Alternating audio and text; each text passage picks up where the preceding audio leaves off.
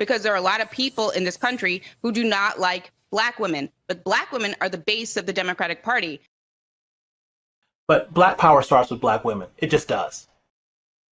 I want what you white hoes get, and I want it today, ASAP, not tomorrow. We are absolutely winning right now. Absolutely. We have done more than change the conversation. We changed the balance of power in the federal government. These angry, mad, opportunistic, lying Black women. A motherfucker just supposed to take and accept whatever the fuck you say because I'm a Black woman. Bitch, shut up. The fuck out of here. Everybody must eat. Everybody must eat. Everybody must eat. Everybody must eat. Yes.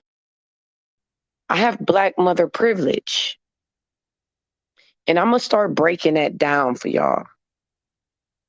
Because there is a privilege for me as a Black mother. I'm not going to have the same relationship. My sons adore me. My sons will put their life on the line in a New York minute over me. My sons will lose everything they have over me. Over me? It ain't happening. My sons will turn on their father over me. Over me? So when you ask me about my Black sons, the relationship does not correlate the same to what I'm saying about Black men. But I want to address this simping allegation. Do I simp for Black women? Yes. I love Black women. I don't like y'all niggas. This is an easy decision to make. Sorry.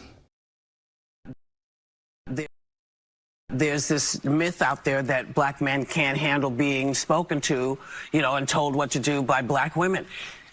Black men come from our bodies. Yeah. So they're used to having these conversations with women. The matriarchy is strong with the Black It is community. very strong. If you think I'm here to play around with y'all, goddamn I'm not. All right.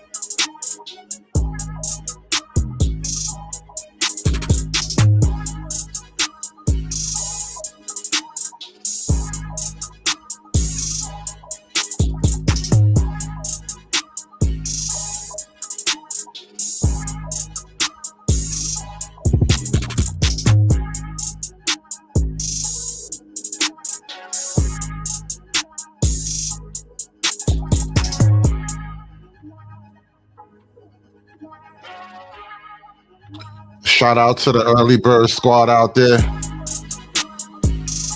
Who's up early, ready to go today?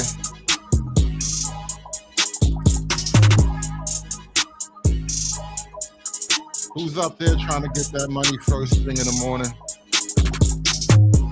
Hit that like button for me, y'all. Let's get those likes up. Let's go.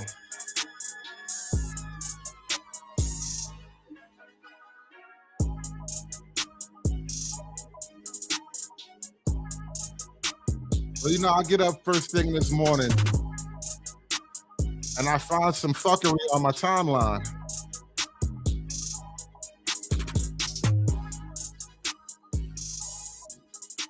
So much drama in the Black Manosphere, y'all.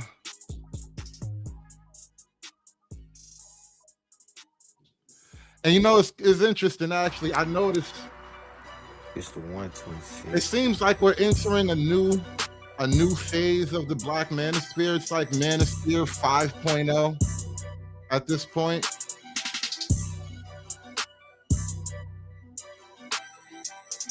I think with the entry and the popularity of new channels,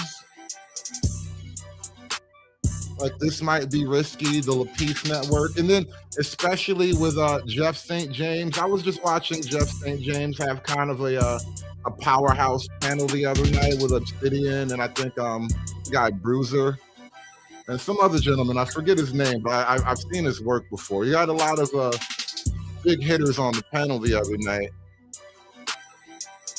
But we are officially in the Manosphere's therapeutic era. We are in the therapy era of the Manosphere, y'all. Niggas trying to get right with themselves.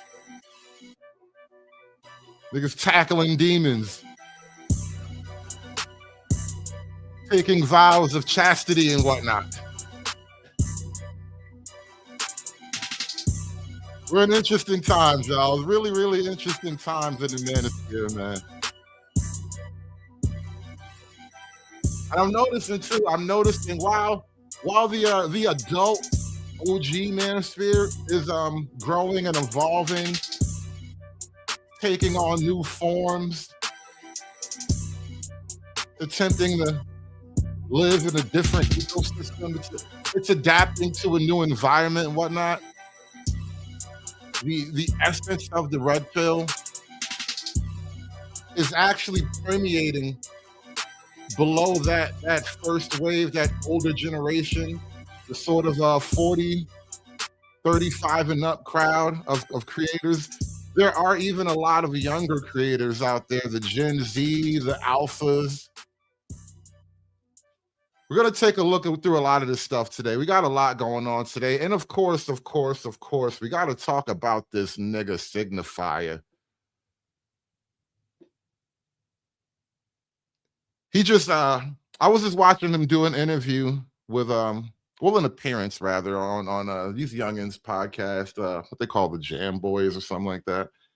And he basically accused Kevin Samuels of being anti-Black, which is, ironic, at least. So we're going to get through all these things, y'all. We're going to get through a lot of this stuff. Hit that like button. Show is just now starting, man. Appreciate y'all coming out. Let's go, y'all.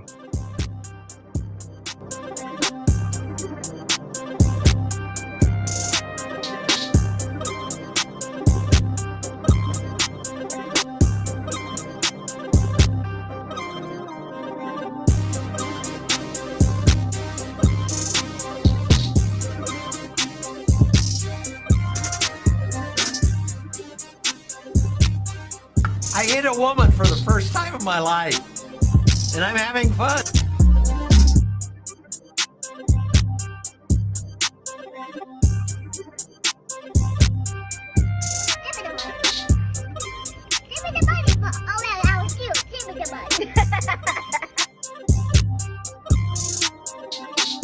Good women are dead. Evil bitches, rise up!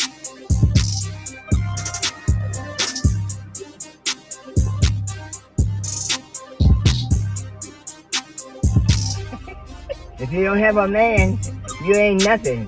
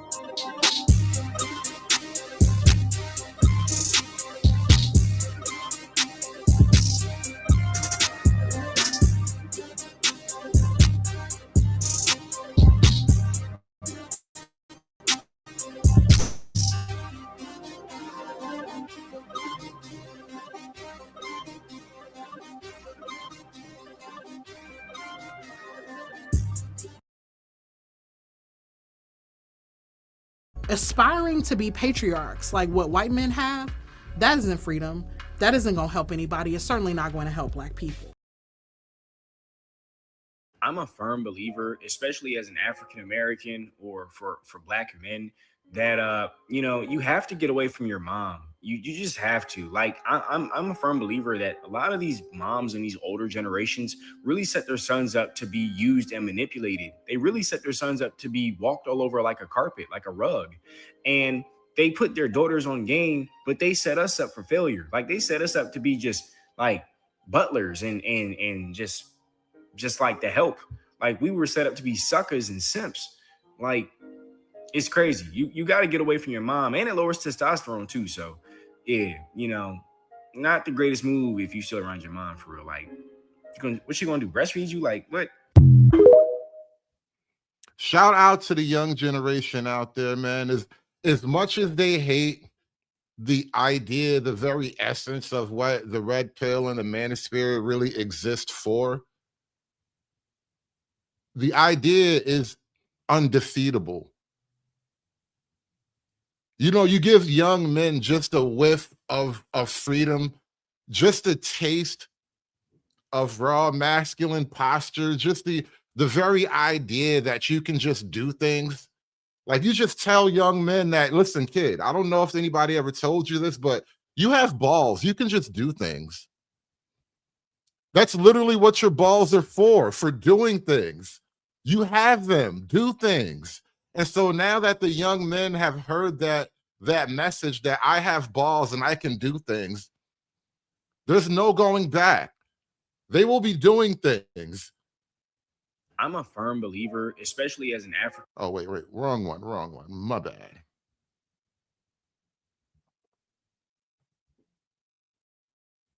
See, and what you got to understand is Gen Z men leaning MGTOW as a whole was inevitable. Okay, we watched our fathers, our grandfathers, our uncles, our older brothers, our older cousins, just our friends all get used and manipulated and played and cheated on and divorced and put on child support and get their kids taken away from them in 3, 4, 5 different marriages and relationships, get kicked out of the girlfriend's house when they tried to live with the woman. We watched all this shit play out. A lot of us were those kids getting taken away from our fathers. A lot of us were those kids with a simp father. Okay, a lot of us were those kids. Damn. Nobody really talks about that element of it all. These are kind of, he's expressing a lot of the reasons for being, like why this whole kind of thing even came into existence. And this one area that I don't think has gotten a lot of discussion and conversation, the people who had to like watch their fathers be weak, watch their fathers get grinded down into dust by the matriarchy and the government that enforces it. The people who had to watch the only line of masculinity in their lives be cut away just because. In 3, 4, 5 different marriages and relationships, get kicked out of the girlfriend's house when they tried to live with the woman. We watched all this shit play out. A lot of us were those kids getting taken away from our fathers. A lot of us were those kids with a simp father. Okay, a lot of us were those kids who our mother may have had money from her mom to sue the shit out of our dad. Okay, a lot of us saw this over and over and over again. So us not taking women serious as a whole was inevitable. All right. I don't know why everybody's acting surprised when, we literally are just paying attention. And then on top of that, that's why everything blew up the way it did, because we were craving masculinity. You have balls. You can just do things. And then, of course, I typed in, just for shits and giggles, I typed in Gen Alpha Red Pill over on the Tickety Talk, because that's where all the real trash lies. That's the thing, though. It's actually not counterculture. A lot of the ideas that kind of red pill media, and yes, I am wearing a red sweater, but that's black. Anyway, the part of the thing with red pill media are some of the things that it teaches, like things like misogyny, things like racism, things like. Shout out to misogyny and racism, by the way. 2 things I have personally taken an effort to pioneer.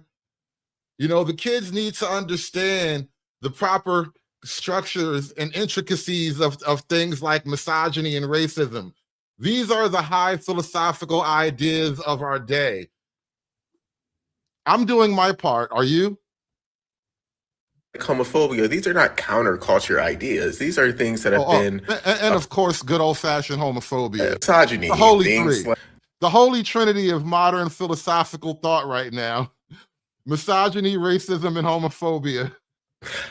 The part of the thing with red pill media, or some of the things that it teaches, like things like misogyny, things like racism, things like homophobia, these are not counterculture ideas. These are things that have been a part of society for an incredibly long time. What's happening is that a lot of these things are getting pushed back more and more and more.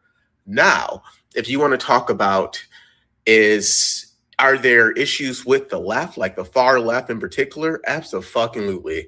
There are so many flaws with the far left. You know, if you are new to this account, if you've been following me for a while, you already know I talk about identity politics from time to time. If you are new on this account, I have said before, and I will say again, identity politics have gotten way out of hand. It has gone way too fucking far. It has fallen off the deep end. You have a lot of people on the left who use the LGBT movement and use Black Lives Matter and use Me Too in very disingenuous, self-serving ways that has nothing to do with the movement at all. I am confident that some of you have seen on your social media people who are like, oh, cash at me or Venmo me because I'm a Black queer, blah, blah, blah, blah, blah. And it has nothing to do with any kind of movement. It has nothing to do with anything but them as an individual and them using their identity in a very disingenuous way. So I think that is a huge problem with the left. But make no mistake, this idea that the reason you're not where you want to be in life is because all of these damn liberals or leftists is also absurd. Again, like a lot of the ideas that red pill media tries to teach you, again, things like misogyny, things like transphobia, homophobia, all the things, these are things that's not counterculture. Like that is not counterculture with what genuine people are. No, these are classical civilizational pillars. We are returning to tradition. Trying to say on the left, the ones who are actual leftists, I'm not talking about the bad actors who have kind of taken over social media. I mean, people who are sincerely actually left. A lot of these people genuinely just want equality. The idea... It sounds like he's talking about, you know, the FD signifiers of the world, you know, the genuine leftists. They just believe in this new age, new era utopia thing. One of the problems with the right wing is this obsession with trans people. Oh my God, the bathrooms is a thing. It's like, that's not really a thing. Like, you know what I mean? Like, it's the same thing. Even 10 years ago was gay marriage. It's really a thing. One of them are in Congress right now trying to invade the congressional ladies' room. They had to make a whole thing about it. Like, listen, dude, go in that room, stand up and tinkle, all right? You're not allowed to tinkle in the ladies' room. It's a whole thing. It really is.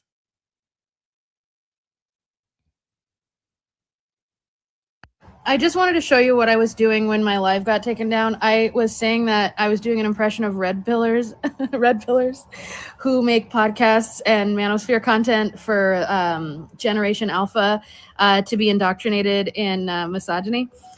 So here it is, and this is what got taken down on live when I got banned for a minute.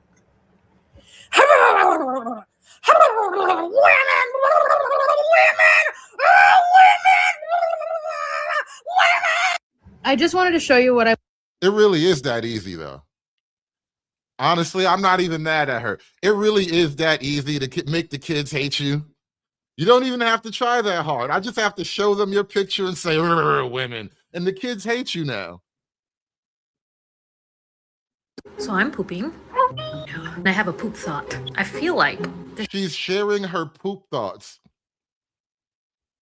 It really is that easy to make the kids hate you.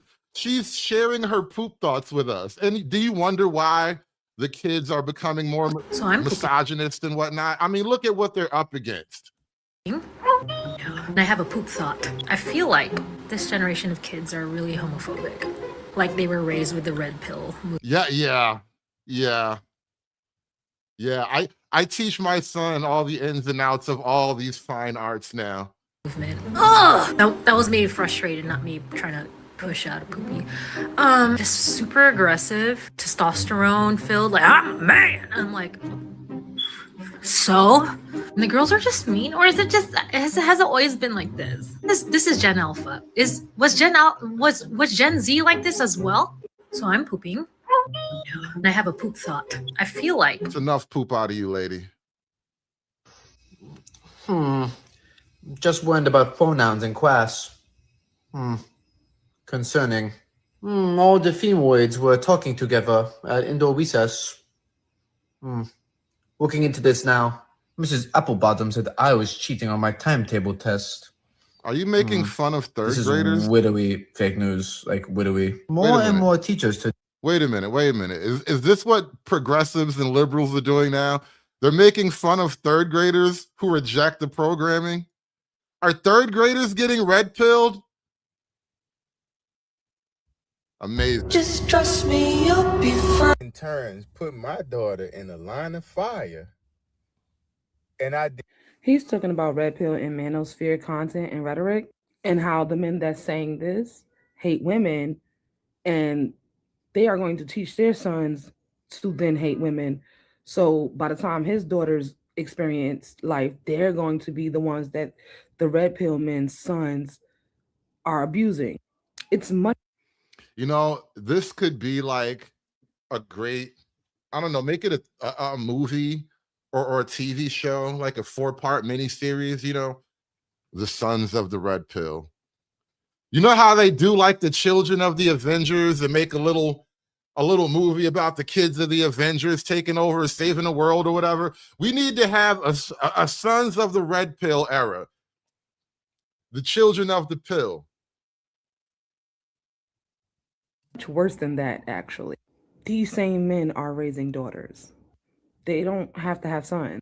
So if they hate women this much and they know their daughters will eventually become women, how do you think they're treating their daughters? We're raising them to be better women than you. All the things that we hate about you, you know, women, you know, all that shit. We're trying to teach our daughters to be the types of women we will not hate.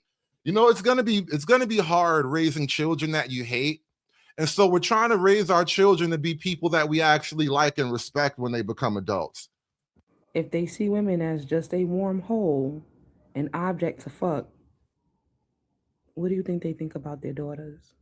Fathers are the #1 perpetrators of incest. Like, of all the incest that happens, where it could be cousins or brothers causing harm to girls, it's typically the father. Dark. They don't need to teach their sons to hate women. That was too dark for TikTok. Their daughters know they hate women. Their daughters know they hate them. And this is all a result of masculinity. I know y'all like to say toxic masculinity. It's all a result of masculinity. That's right. Say it with me, kids.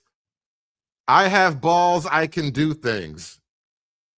Versus benevolent masculinity, but there's no such thing. All masculinity is toxic because all masculinity is the absence of femininity. So being transparent, being vulnerable, being loving. Try talking about intimacy between a parent and a child with a man. They can't grasp the concept because masculinity teaches them intimacy is only hunching. And masculinity is why we have perversion in our country. Masculinity is why we have child essay, child marriage. Even him thinking this from the aspect of, I don't want to see manosphere content and I don't want to hear manosphere rhetoric because it harms my daughter is the problem. Because I guarantee you was one of them dudes. And it took. Notice how there is no safe place to land, right? As a man, you basically have to be a unit to be loved by a lot of these like liberal modern chicks. The rise of toxic, regressive, conservative leaning alpha male content that you see online doesn't really surprise me. And it's no surprise to me that the Gen Z men who are consuming content from, the alpha male kind of red-pilled creators like Fresh and Fit or Andrew Tate are being drawn to religious communities at a higher rate than women right now. The reality is that many fundamentalist Christian churches treat rigid patriarchal beliefs as inseparable from their faith. And when you look at the content of what's being... That's another thing I've noticed over the last couple of years. Apparently the youth are becoming, or especially the young men, are becoming a lot more religious. They're embracing faith a lot more than previous generations of youth. Preached in churches, and you see the misogynistic content from, alpha male influencers online. There's a lot of synergy and crossover between those messages. The sad truth is that in many churches, boys rule, girls drool is actually like a core pillar of their theology. You just sound bitter. If you guys keep listening to the red pill community and this bullshit manosphere, you will never get women. Everyone in the make money online space or the manosphere or whatever is completely lying. There are so many people that I've bought mentorships from or jumped on calls with, whereas more detail. Damn, how many people did you buy mentorships from? How many mentors did you pay for? Some niggas you really just can't help. That's really the truth of it all. Some people are just completely and thoroughly beyond help. I pray for you, my brother. But I want to jump over here to what's his name now, because your man just can't stop, won't stop. Shout out to FD Signifier, always a source of great rebuttal content. Oh, yeah, the Manosphere. Oh, Lord. Me and the Jam Boys talked a couple of weeks ago, and this short has me back in the Black Manosphere world, and I'm rubbing my face just like I did here. Let's listen to what I said about Kevin Samuels. I had people I went to school with that were becoming Kevin Samuelites going into their 40s. I'm like, nigga, you too old. Yeah. Kevin Samuels around the time it got so bad, their kids our generation that was really on that Kevin Samuels shit because it created that line to the Tates of the world and everything. Right. The red pill has broken out of its allegedly bitter old guy cage, and now the youth are pilled up. The kids are fully pilled up. At least 10 to 15 grown ass niggas just online bawling their eyes out. His core guiding principle was anti-blackness. Mm-hmm. Yes. Just period. Mm-hmm. And it just so happened as a black man, he aimed it more at black women. Yeah. I remember the day I haven't talked about the Black Manosphere. Now, before you even start talking, I think it's a hell of a charge to label somebody like Kevin Samuels in particular as anti-black, right? I could understand when you say that shit about somebody like me or whatever. When somebody who's just a hardline conservative right-wing guy, I understand why you might call that person anti-black. But Kevin Samuels, I don't recall him doing a lot of favors for white women. When you get into his online dating group or whatever, it was a black group, and his mission, his whole raison d'etre was basically I want black men and women to work it out and get together. And not just black men and women, but in particular, that kind of educated middle to upper middle class professional crowd of black men and women. He wanted the Jacks and the Jills to get together. Explicitly in a while. And part of that is because they kind of died. They had their moment, and after Kevin Samuels died, literally, they didn't have anybody charismatic enough to carry that torch. The most successful Black Manosphere figures, whose names I won't name here, kind of tapered off into other spaces a little bit. What you have talking about you, Obsidian, left is their weakest soldiers. Which makes sense because it was never a strong, healthy, or sensible community to begin with. And I do think there is a little bit of truth in that, though. The big three, the original OG Black Manosphere guys, they've all kind of spread out away from that core concept. Obsidian himself was really the last one standing for a while. Then he kind of got pushed over to Rumble. And so now the field was kind of left wide open for the co-edisphere for a while, where you had a lot of the women, female content creators, not only blowing up just individually, but being like core parts of the panels. You know, when the Black Manosphere shifted over to like this co-ed panel sphere, what you wound up having was a lot of the shows, whether it was intentional or not, the shows started to become anchored around the women, whether they were like hosted like a guest appearance or whether it was just having one really obnoxious woman on the panel that everybody hated. The show started to become anchored around the women. And so that became a whole other era of the Manosphere unto itself. And now that we've been in that for quite a while, I see it now morphing into what I said earlier. It's like the therapy sphere. So it's not dead, right? Like it's still alive in the way it's always been alive. But it's kind of like I said before, the way to effectively manage some of these toxic spaces online is you don't constantly make videos attacking them. You just amplify the thing you want to be more prominent. So there was a time when me and Foreman Foreign Land and Think Peace Tribe and Lil Bill and all these folks were neck and neck with like these weirdo Manosphere creators. And so what I've noticed is that I guess they realized I mentioned Kevin Samuels, and in doing that, a bunch of them, they're not even popping up no more. Oh, that's nice. So I guess. And see, that's the other thing that the men are actually up against is really hardcore digital suppression, where if you're less leaning, if your content is just about gossip and bullshit, just general Black pop culture trash, you'll get promoted. You'll get put way up at the top of the algorithm. But if it's a little bit too right-leaning, if it's too masculine, if you let your nuts drag a little bit, you get pushed a lot further down in the algorithm, up to the point where we even had like a wave of Manosphere purges, going back to the OG Manosphere. That's kind of how the Black Manosphere became sort of the main Manosphere for a while. They purge a lot of the OG content. And so a lot of these men were just up against asymmetric warfare, basically. They don't pop up it's interesting. They don't pop up when I search my name. Here's one of them. Here's one of them at the bottom. And I'm not gonna click, and we're gonna blur this out in the actual release of this, because I refuse to give these dudes the attention they're looking for. Their desires for attention. Because if you ever like engage with the hardcore Manosphere dudes, they're the most embarrassing specimens of men. Chat, give me some words that don't venture into troubling spaces to describe Manosphere. Losers? We can do losers. Cringe. Yeah. Gormless? They're cringe, pitiable figures. What is even gormless? Sounds, the left wing is a culture unto itself. They have a weird sub language. Don't try. Just let it go. There's an old Signified B-sides video, very old one, when I first did my first anti-Manosphere videos, the one where I specifically talked about Kevin Samuel. I went to a 12-hour Manosphere stream. There's this dude, you see I blocked his face out. He looked like a broke Cat Williams. He couldn't.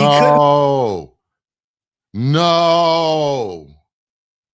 Bro, that's DJ Kuda. I can see through the digital blur. That's Kuda. No. Whoa. You didn't blur it hard enough. Don't you hate when a nigga put the blur on, but it's not blurry enough? Like, you should have just whited out the whole screen, damn it. I can see the nigga. God damn, this is dirty. This is filthy work, man. This how niggas get you. I can see that is definitely Kuda, though. Be more than, because I know Kuda be doing 12-hour, 14-hour streams from a strip club in Thailand or whatever the hell that nigga be doing now. 5'4". Shout out to all my short kings. But he's like a 5'4" passport bro. And he spent 12 hours streaming about me and making funny faces at the camera. Like, y'all know I'm an intersectional feminist, and I'm not afraid of male intimacy. Whoa! Right, like if he's... Damn. That was the bar, FD. Hola, FD. He did catch you dropping a bar right there. What was that? Spent 12 hours streaming about me and making funny faces at the camera. Like, y'all know I'm an intersectional feminist, and I'm not afraid of male intimacy. Whoa! Ooh. What does it mean when a big 200-pound nigga with dreadlocks says he's not afraid of male intimacy? Right, like if he's on vacation, why would he spend 12 hours talking about it? It was just really sad. There's a reason why most of these Manosphere people do not show their faces. They have the most cringe avatars. It's because like it's just a really sad like existence for them. But shout out to the cringe avatar gang. Soon as he said that, I felt attacked. You know, shout out to the cringe avatars out there. But if you let them tell you, it's because what they're saying is so real and provocative that they can't show their faces for fear of being targeted and reprisal. Oh, the most embarrassing one. I forgot to mention this. Hold up. Everybody knows I don't show my face because I'm horribly ugly. The most embarrassing one is Crank Lucas, who I guess I won't hide Crank Lucas's face, but this dude, y'all, if you've been on the internet for a while, then you've probably seen this dude. But as I'm looking at these titles, should women focus on their purpose before marriage and motherhood? He wouldn't marry her after she refused to lose weight. He nursed her back to health, but she still wants to leave. We see where this is going. He used to do like comedy hip hop skits. But, you know, that's hard to do. It's much easier to do, you know, cringe, rage bait, gender wars content. Crank Lucas is in Manosphere now? I didn't even notice that. I guess these chicks is getting on everybody's nerves, man. It's not my fault that the average modern woman as a class are just becoming more and more unlikable by more and more guys. People who would have never done anti-woman content before, they're like, you know what? These hoes getting on my goddamn nerves too. Yeah, he did rap impersonations and it was good. Like, this was good stuff, but this is hard to sustain. But here he is now, a week ago, caping for Kevin Samuels. I'm gonna read his comment. These men sound like the bitter single women Kevin spoke to. There's a reason his wise words resonated with both men and women. He held everyone accountable, and his main goal was to get the Black community back together. It's obvious y'all didn't actually watch his content to understand, but y'all are still young. You'll realize it when you get older. Mind you, I'm pretty sure I'm older than Crank Lucas. Whenever you talk about Kevin Samuels, you'll find his acolytes, his devotees that still are around. They'll pop up and have this exact same take. And I gotta just remind y'all, this is not true. I may just release the Kevin Samuels portion of this video as its own standalone video. I know he's already dead, but we have to kill his legacy. I don't know. That sounded a bit harsh. We have to kill his legacy. And then you have the nerve to accuse somebody of being anti-Black. And this is why there has to be a war, a winner take all, no survivors type of war. Because ultimately what FD Signifier is really rallying the troops for is ownership of this frivolous, gay, effete, urbane Black identity. This progressive pseudo nigga. This performative Black nigga. This is what they want to hold on to. They want this concept of Blackness to be firmly held by unserious left-wing people who don't actually have thoughts that don't revolve around racism. People who can't actually see the world unless they're looking through a bitter lens of 400 years we was enslaved or some shit like that. They have no conception of the world outside of the white man did something mean to me a long time ago.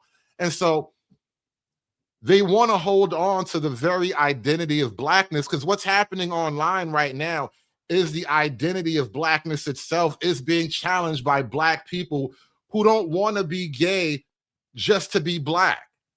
They don't want to have to be Mexican just to be Black. They don't want to have to be African just to be Black. They've been Black all this time, and now you're telling them they got to be an African or some shit. They've been Black in America way before all these other pseudo identities popped up, and now you're telling them that they're doing it wrong. And so we really are having a battle for the identity of Black people right now, led by Black men coming out of spaces like the Black Manosphere. Because whether whether you think it's about hating women or not, that's really just a surface level issue of it. These are deep existential ideas that Black men are grappling with. And, being mad at the Black woman is just one little element of it.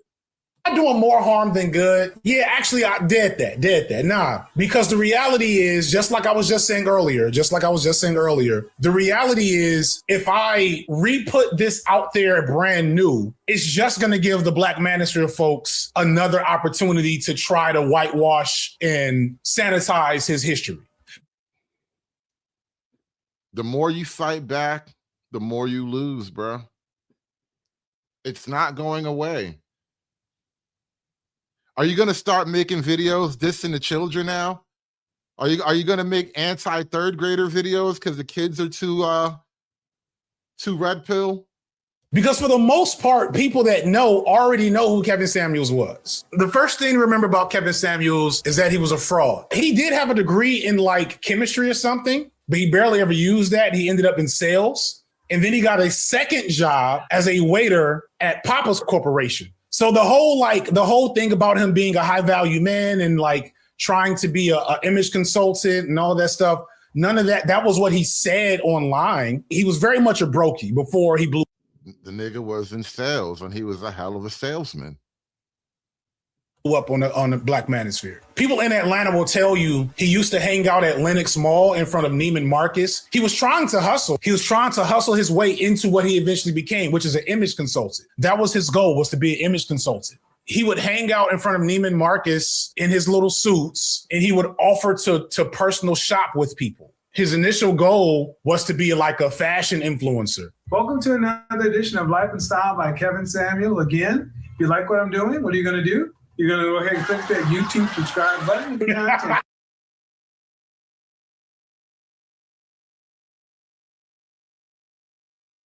I ain't gonna front. The nigga Kevin Samuels did remind me of what was Diddy's butler's name back in the day?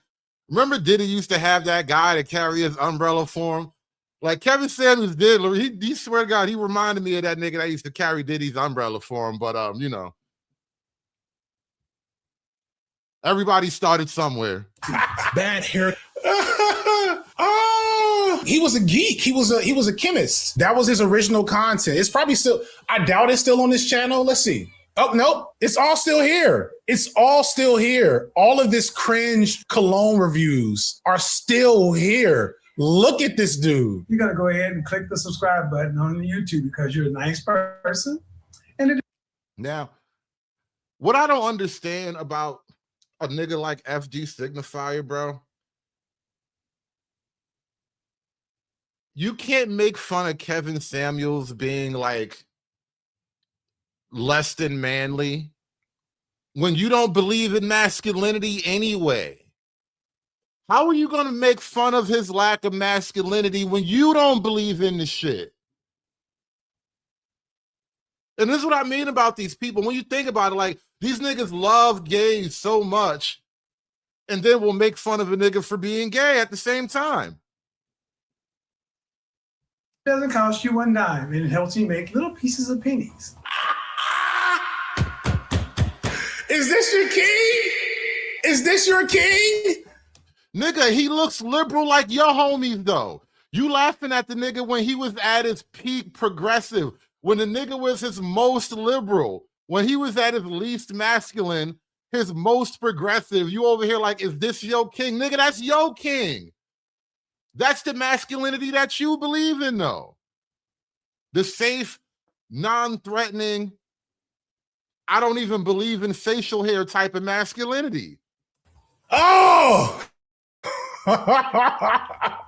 And that's the real part. This is how all the Black Manosphere dudes are at their core. They're all this cringe in their presentation and look. Why did he stop it? Because it didn't make him any money. He was broke. The misogyny was always there. And so he started doing stuff like this, recognizing the brilliance of, I'm not even gonna say his name. I'll just say he started trying to find his way into the Black Manosphere.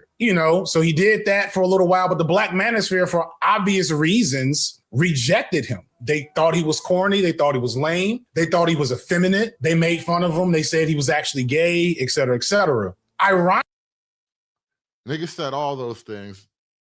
Niggas still be saying those things. I don't really talk about Kevin in that way, but you know, nigga not perfect, man. A nigga not perfect. He definitely had his weak points, but you know, I don't take it all the way there. Ironically, he struck the perfect balance of sassy and offensive to really start bringing in a Black female audience. I bring this up. This is important. And this goes back to what I said in the Tyler Perry video. There are a lot of Black women, more conservative-minded Black women, that this type of offensive real talk is valuable to them. Why would you call the Black women conservative-minded, though? Why make the assumption that these women are just conservative-minded because they called in? As far as I know, they were just girls. And women generally, most women aren't that conservative anyway, especially Black women. Like, you're just slandering them because they called the show now, which again, now you just want to pick on people because they talk to a nigga you hate, which is like very feminine at its core anyway. So he started really blowing up, and this is the infamous video here where he calls the girl average at best. And from here on, you start seeing these numbers go big. But you can look, this cologne stuff back here was not getting crazy views. 5 years after his blow up as the king of the Black Manosphere, so many of these videos do not have over 100,000 views. When he started, you know, the thing is, FD Signifier, he's calling Kevin Samuels the king of the Black Manosphere or whatever. At the same time, by admitting that he wants to destroy, he wants to completely obliterate the legacy of somebody like Kevin Samuels, you want to be the king of a manosphere. You want a liberal, gay, progressive manosphere. You want a manosphere led by men in dresses and women who choke their children out of the womb. You want some type of pseudo manosphere. You want a rainbow flavored manosphere. You want to be king of the gay manosphere. Starts talking about women and putting Black women on his thumbnails. Boom, right here. Gold digger wants to be a wife. 717,000 views. Educated women think they are better than blue collar men. 872,000 views. And that was the key. This is also during COVID. Yeah, he started rage baiting. He started rage baiting Black women and Black men alike. But rage bait works. People love rage bait. They do. So this idea that he just wanted to do well for the Black community is just false. It's just false narrative. It's something that these musty, gormless, pitiable, I love it. Thank you for all those words earlier, chat. How does you promoting rainbow-tivities help the Black community? How does engaging in rainbow-tivities help the Black community? You see, the people who swear they want to help, they don't actually want to help. They just believe in shit. It's like they have a religion that they're pushing on you and calling it Black. And then they say, oh, you're not helping the Black community because you make the women feel bad about the horrible things they've done. Yes, yeah, that's what you should do when people have done horrible things. They feel bad about it and then they stop doing it, and then we all get better for it. Musty, gormless, pitiable, cringe, Black incel types tell each other and themselves to take away from the reality of the situation. So they'll come and tell me, a man who's been happily married for going on for over 20 years now, with all these things that they desire. That's what Kevin Samuels actually wanted. But no, I mean, he might have said that. I'm sure Kevin Samuels, I know for a fact Kevin Samuels was pro-Black marriage, but he wouldn't say that in like a useful, functional way. You know, this is another thing I realized too. FD Signifier is a wealthy communist who believes that Black people live in a world of white supremacy and oppression. How did you dodge all the supremacy and oppression and become a wealthy communist? Like, the contradictions really are endless here. It was really just patriarchy and conservatism. The other thing I forgot, let me get back to this, is that he was a Black Republican. Yes, he was Black MAGA. Did y'all watch Kevin Samuels? And the answer to that is no, they didn't watch Kevin Samuels. They watched maybe his shorts that went viral, where he raged. Black Republicans don't get black babies sucked out of the womb. Black Republicans are not about tearing down the black family unit so that women can be free and happy. Black Republicans don't believe in supporting independent women who can live apart from the men that they have children with. How are these things bad for black people? This is like children who refuse to take their medicine. And there's only so much sugar you can put in the pill. At some point, you just got to take your medicine. Black women. Shout out to Crank Lucas. I hope he can get back to making more meaningful content. But the reality is, this is who Kevin Samuels actually was. Now, again, what does it mean to be anti-black? What does pro-black mean when you're pro every other ethnicity moving into your territory, fighting for the resources that were yours before they got here, promoting anti-social, anti-family, disharmonious lifestyles so that the men and the women can't even find reasons to be together anymore? What does pro-black even mean anymore? What is it to be pro-black when your entire black congressional caucus is down at the immigration detention centers fighting for people who don't even speak your language? What does it mean to be pro-black? This is why I don't even get along with that whole concept, because I look at the pro-blacks and there's nothing about that group that makes me want to join, you know? I remember the day he passed on stream, and I remember we were talking about it. What you said, I'm not gonna say it. What did I say? You was like that nigga. I think we was. So look. Oh, let me run this back a little bit earlier.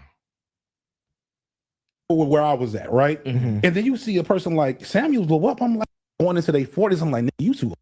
You know what I'm saying?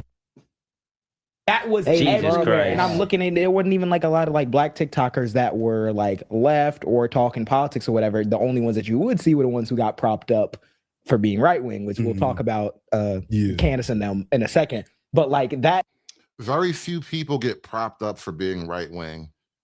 Almost everybody on the right wing, especially when you're black, if you start making money, it's because you had to grind it out. You don't just get propped up.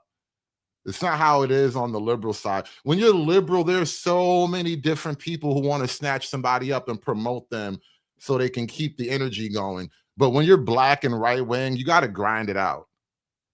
I feel like that was one of the driving things, at least for me, motivation wise, because it really didn't seem like there was a lot of voices speaking, especially the younger black people. Yeah. Like it felt like everything was kind of talked, especially from like a, Democrat, Republican lens and like who's voting XYZ. But like when it came to the culture, like there's whole cultural aspects on the video game, on all these communities that came through 2K now. Yeah. But like there was never any like counterbalance. Yeah, there wasn't a person doing the speak. Like we all knew. I would even say in like, because like me and Alan came from a different side, more so like the game and more so like kind of like the Aiden Ross Twitch era, shit like that. So these are obviously really, really young kids in their early 20s, it looks like.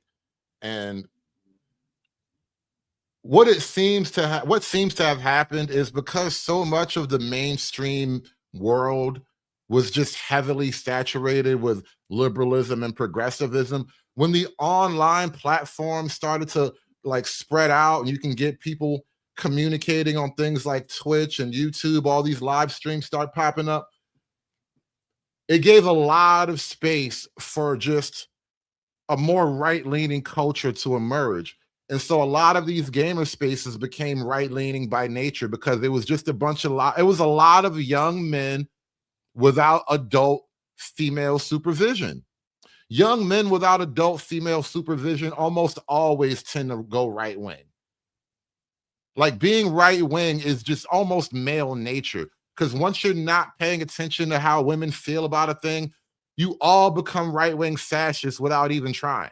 It's like we even knew all of this stuff, but it was nobody talking about it in that space at all. As much as you saw people that looked like you, they weren't talking about the problem. Yeah, so you damn sure wasn't trying to blow up off talking about that on Twitter. Like when I started, the algorithms have always preferred black men either Aiden Rossified, swag or swag still a word. Whatever the word, like you know what I'm saying. I'm looking for outfits, right? And then like, or you doing shit, and then that's like it. And so there was no real room, and then the only room for Black political intellectuals was your Michael Eric Dyson. So very buttoned up, mostly in front of a white audience. Never for actual Black people. For me, one of the biggest things that made me go harder was Kevin Samuels blowing up. It's like he made himself the Joker to Kevin's Batman.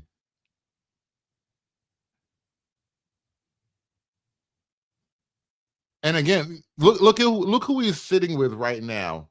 The youth, the Gen Alpha, the Gen Z. He wants to take the mantle. He wants to be the leader of the men now. The problem, though, with being the leader of the men is you don't have a proper conceptualization of what masculinity is, what it could be used for, what it should be used for. All you really have is a critique of masculinity, but you don't have a proper application for it. Even as you make enough money to keep your woman home working without working, to provide the complete patriarchal protected nuclear structure that you've made for yourself, you do not believe in that structure for everyone else. That's the irony of it all. If every other man wanted to make enough money so that his wife didn't have to work and he could pay all the bills and make all the rules, you would say he was being misogynistic. So that was kind of. I think that's when all the gears. That's when all the gears started turning. Right when Bro passed away. All the gears started turning. I was like, no, I can't. This is crazy. And I had homies. I had like people I went to school with that were like becoming Kevin Samuelites going into their 40s. I'm like, you too old. 40s is that's how the shit was. It did take a hold, like because he was like almost in the forefront of the red pill movement. I wouldn't call him the forefront, but the Black Manosphere is actually older than the red pill, believe it or not. That started like late 2010. I'm sorry, late 2000s. Like I said, when black feminists got there first, don't nothing attract the worst nigga in the world like a Black feminist. Everything they doing, right. And so they followed that movement, and that like they were there like simmering below the surface for a long time. So Samuels, the irony was a reject of the Manosphere because they thought he was kind of effeminate. And he was funny. He was also like not good at talking. Because early content is embarrassing. If you ever, no, I haven't seen the early. I've only seen like the later. I've seen like a few of his early stuff, and I'm like, how did this dude get here? I'm like, by disrespecting Black people. The only reason why he blew up. And so when I saw that, and because I know most of the men in my world are mostly aligned with me. They might even be as far left as I am now, but like they were comfortable with where I was at, right? And then you see a person like Samuel blow up. I'm like, where's the counterbalance? Exactly. I guess it's got to be me. And to be fair, he has done a great job of running up the numbers on YouTube. But when you say counterbalance, this is the problem I have with it. Balance in what way? How does a guy like FD Signifier see himself as being a balance to the red pill? In the sense that Kevin Samuels, at the very least, he ministered to men and women, if we're going to use that term. He started out talking to men. I remember there was that one infamous moment where he literally asked the dude, "How big is your junk?" Because niggas complaining about not getting women, and so Kevin is like picking the dude apart. He's like, so you up here complaining that you can't even please women? Like, he was really going crazy. It was a wild, sus moment for real. But like, after that, he started putting that same heat on women. And so my question to a guy like FD is like, what is your program for men or women, by the way? Because you're not really balancing anything. You just kind of a communist critique. You don't really offer a way forward. You just offer a way to tear things down, but you have no way to build things up. Like, what is your recipe for building a modern man? That's literally the thought process. Because literally, Kevin Samuels around the time like it got so bad, like their kids our generation that was really on that Kevin Samuels shit because it like created that line to like the Tates of the world and everything. So I remember even seeing like when I seen he died and I seen like what the We're on stream. what the We was on stream would happen, and when I seen what the online discourse was, I was like, I ain't never seen some of you niggas this broken up about like man, like what are we doing? It was the clips that I was seeing is some crazy. It was. You know, as much as you were blown away by how men were acting, a lot of the same men were blown away by how a lot of you people were acting. Again, how are you guys pro-black, but you couldn't wait to piss on a black man grave who never did anything anti-black? All he tried to do is get black men and women to like fall in love and marry each other. And as soon as he died, you niggas started twerking on his grave. And then you call yourselves pro-black. Niggas are literally having a barbecue, twerking on a black man's grave, and then they say, I'm the black hero. I'm the black man you should be like. As you masturbate over a nigga's death. Groups of full-grown men going down the street and marching for this. Yeah. You would have thought he saved the black community. I seen like at least 10 to 15 grown ass just online bawling their eyes out because of Kevin Samuels. So sad. It's and he was a Republican. A lot of people don't know that. He's a Republican. I didn't know that. He's a registered Republican. Okay, wow. It sounds like I mean, it makes sense. It makes sense. You hear it if you think about it hard enough, because his core guiding principle was anti-blackness. Yes, just period. And you have to explain how his core guiding principle is anti-blackness, and this is what happens on a lot of these podcasts, and especially when you have these kind of echo chamber people. Like, I remember years and years ago, FD Signifier used to show up on other people's panels and have discussions. He doesn't really do that so much anymore because you don't really come off good when you have to fight your ideas in the public arena. When you have to stand there toe to toe with somebody who vehemently disagrees with you and tells you eloquently why everything you say is gay and retarded, you never come out looking good, FD. And so he stopped doing that. And so now what they get to do is sit on a perch and just say shit like he was anti-black. Again, if you were to say some shit like that about somebody like me, I would totally take it on the chin. I give a shit if you call me anti-black, but Kevin Samuels was very pro-black and Republican. It sounds like it makes sense. It makes sense. You hear it if you think about it hard enough, because his core guiding principle was anti-blackness. Yes, just period. And it just so happened, as a black man, he aimed it more at black women. Yeah. You know, and People don't even, and I remember the day he passed on stream, and I remember we were talking about it. What you said, I'm not gonna say it. But what did I say? You was like that nigga. I think we was. I was trying to be correct.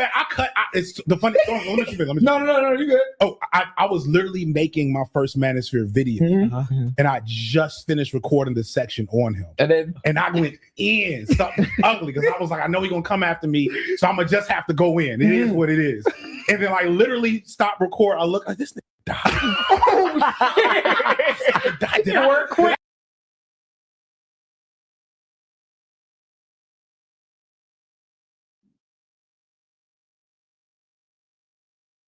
The pro-blacks think it's funny when you die. Remember when Kobe died?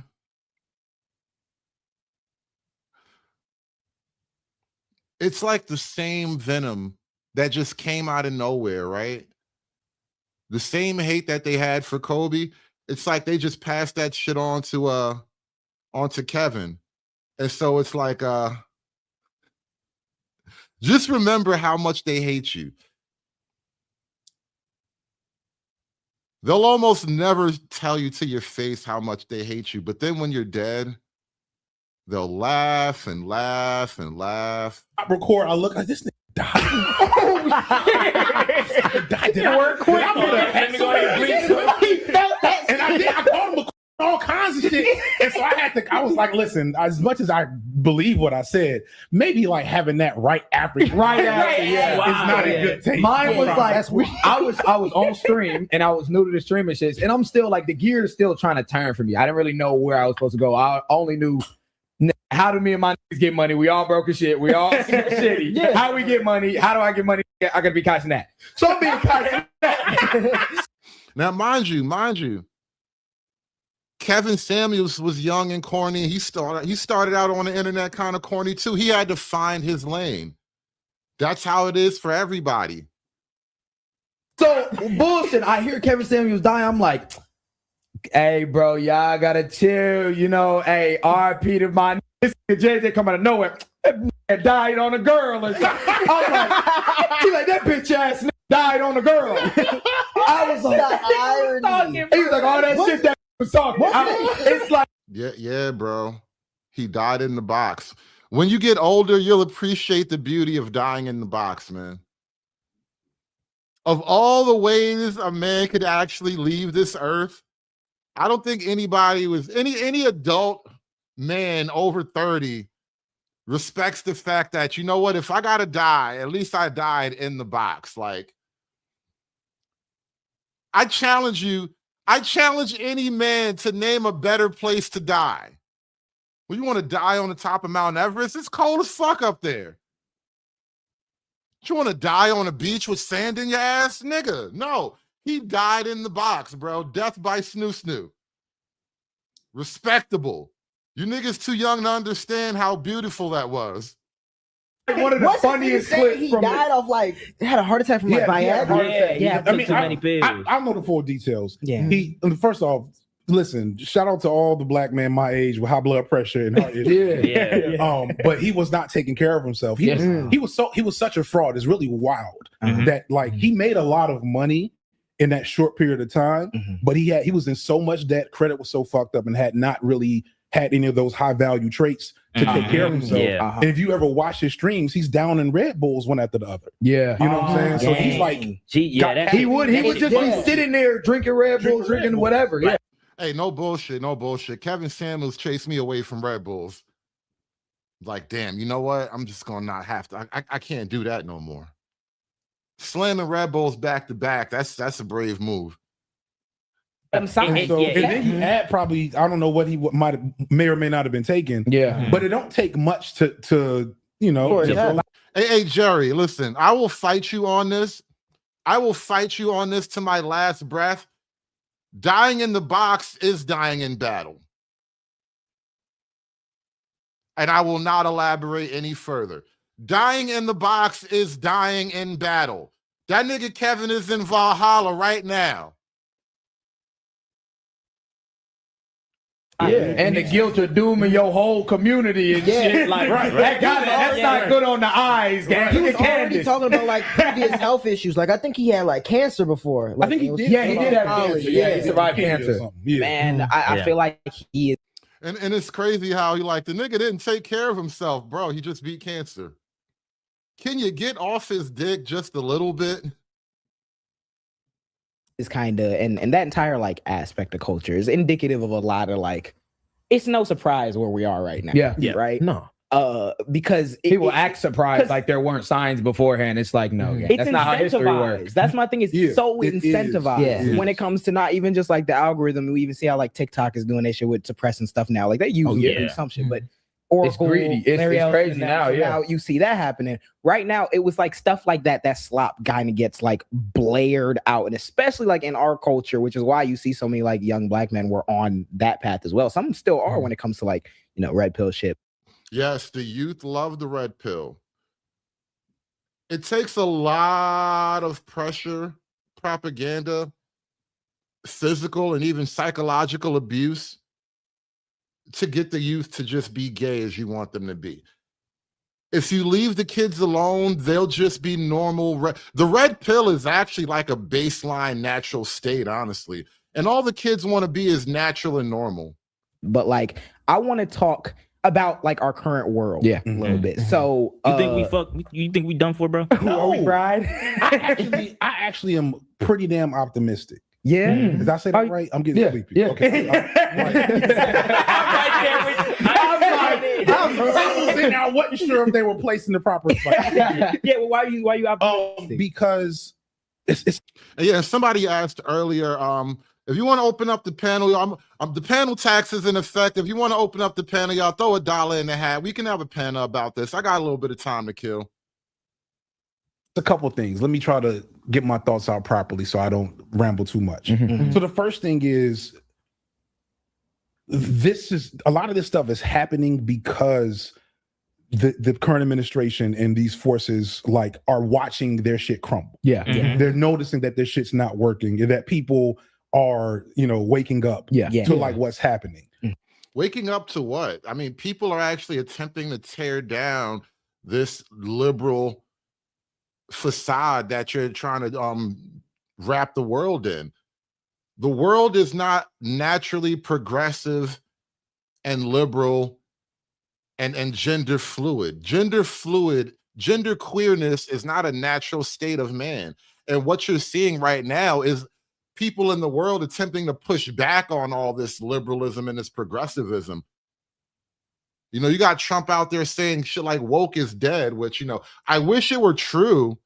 I really wish it were true. Woke isn't dead, but, we've been stabbing at it pretty good the last couple of years. Shit won't fall, but we're still stabbing at woke. The left, eventually we're going to stab it in the heart, but, we'll get there. We'll get there. In the Western left, which is pales in comparison to others that left the movie. Shout out to all the what actually's in the comment section. I know they're coming. Please forgive me for whichever white bearded dude I misquote or don't represent. But actually, angle. Right. But the left, like again, post Nixon, COINTELPRO, all these other programs put in. Somebody said it really well. They figured out it was actually more effective to create a feckless and effective revolutionary force. Yes, feckless and ineffective men is what the left has also created, whether they intended to or not, which low key, that's what they wanted to do. But this is what you have right now. And so when you get back to like what I asked earlier, and this is a standing question that I've raised several times about the left wing conceptualization of man, right? What is the left wing's perfect vision of a man? What is left wing masculinity? If you could tell me the proper way to be a man on the left, I would love to hear it. Give me like 5 bullet points, but they don't really have that. All they have are criticisms of actual men. They don't have an image of a man. So what they wound up doing is just weakening most men across the board. Than to just kill the revolutionary. So like instead of putting revolutionaries in jail, exiling them, etc., we're going to marginalize them and prop up these other voices to take that revolutionary energy and spirit and go into all these other directions. Distraction. Yeah. I'm not going to name another person I've called a distraction in Chicago. But you can watch my videos, and if you do, it's green. You know who I'm getting at. You don't want to do it either. Y'all gotta stay here. Y'all gotta stay here. Don't do it. The niggas sound like girls giggling about gossip, bro. There's another parallel commentary I got. This space has gotten way too gossipy lately. You niggas need to check yourselves. You niggas really got to check yourselves gossiping about who fucking who, with niggas putting their dick and all that shit. You niggas really looking like chicks with this shit non-stop, just gossiping about who fucking who and whose dick is going into whom. Let the girls do that. That's what they're great for. Let the girls have that one. You niggas kill me with this gossip sphere shit, but I digress. I mean, I'm going back to Atlanta. I'm not worried about this Killer Mike and Tyler Perry in Atlanta. This is green eggs and hams in Miami. But in the post Obama, but I think they reached that pinnacle with Obama. And so you have this, like, I'm not a huge Bernie fan, but like Bernie represented a paradigm shift in like what the left meant to a lot of people. Yeah. And we've slowly been eroding at liberal like ideology and like space, Yes, we are eroding liberal ideology. That is a great way to describe it. The link is in the chat. If you guys want to come up for a minute. And shout out to everybody supporting the show. Appreciate everybody dropping $1 in the hat. My man Little Rock with the $2. Shout out to the lovely Miss Cantrell with the $4.99 paying the tax. Thank you so much for that. My man Jesse with the $5 ball. Harambe with the 5 ball. Appreciate you guys coming out. Thanks for supporting the panel, y'all. The link is in the chat. We're going to keep this one going for a little bit longer. Feel free to come up, y'all. Shout out to my man Little Rock again. Mr. O with the info with the $2 for the Pan Attack show. I'm not a huge Mamdani Glazer. I do like really hope that he's successful. I hope Atlanta gets, if you're in Atlanta and you Zoran Mamdani in Atlanta, email me. Right? For real. Yes. For real. Yeah, email the jam too. But like watching Mamdani lead a populist movement like that speaks to the attitude of people. Watching what's happening in Minnesota right now. What was that? They said 20,000 people. Yeah. It was like, like 100K. Yeah. Right? They said it was the biggest general strike in like 85. Yeah. Negative. Biggest general strike and nobody really noticed outside of left wingers. It really didn't even make the news. It's not like they stopped the economy. You know what? It was like when all the women took the day off of work and nobody noticed. That's basically what the Minnesota protest was. All the liberals stopped going to work and nobody even noticed. Right. That is crazy scary. So imagine if we got a fraction, like if you get a fraction of those people in Minnesota, instead of hitting the streets, go hit up one of these. Gotta be real. Do something that is nonviolent but more disruptive. Yes. Nonviolent but more disruptive. Yeah. As I talk on this major platform. I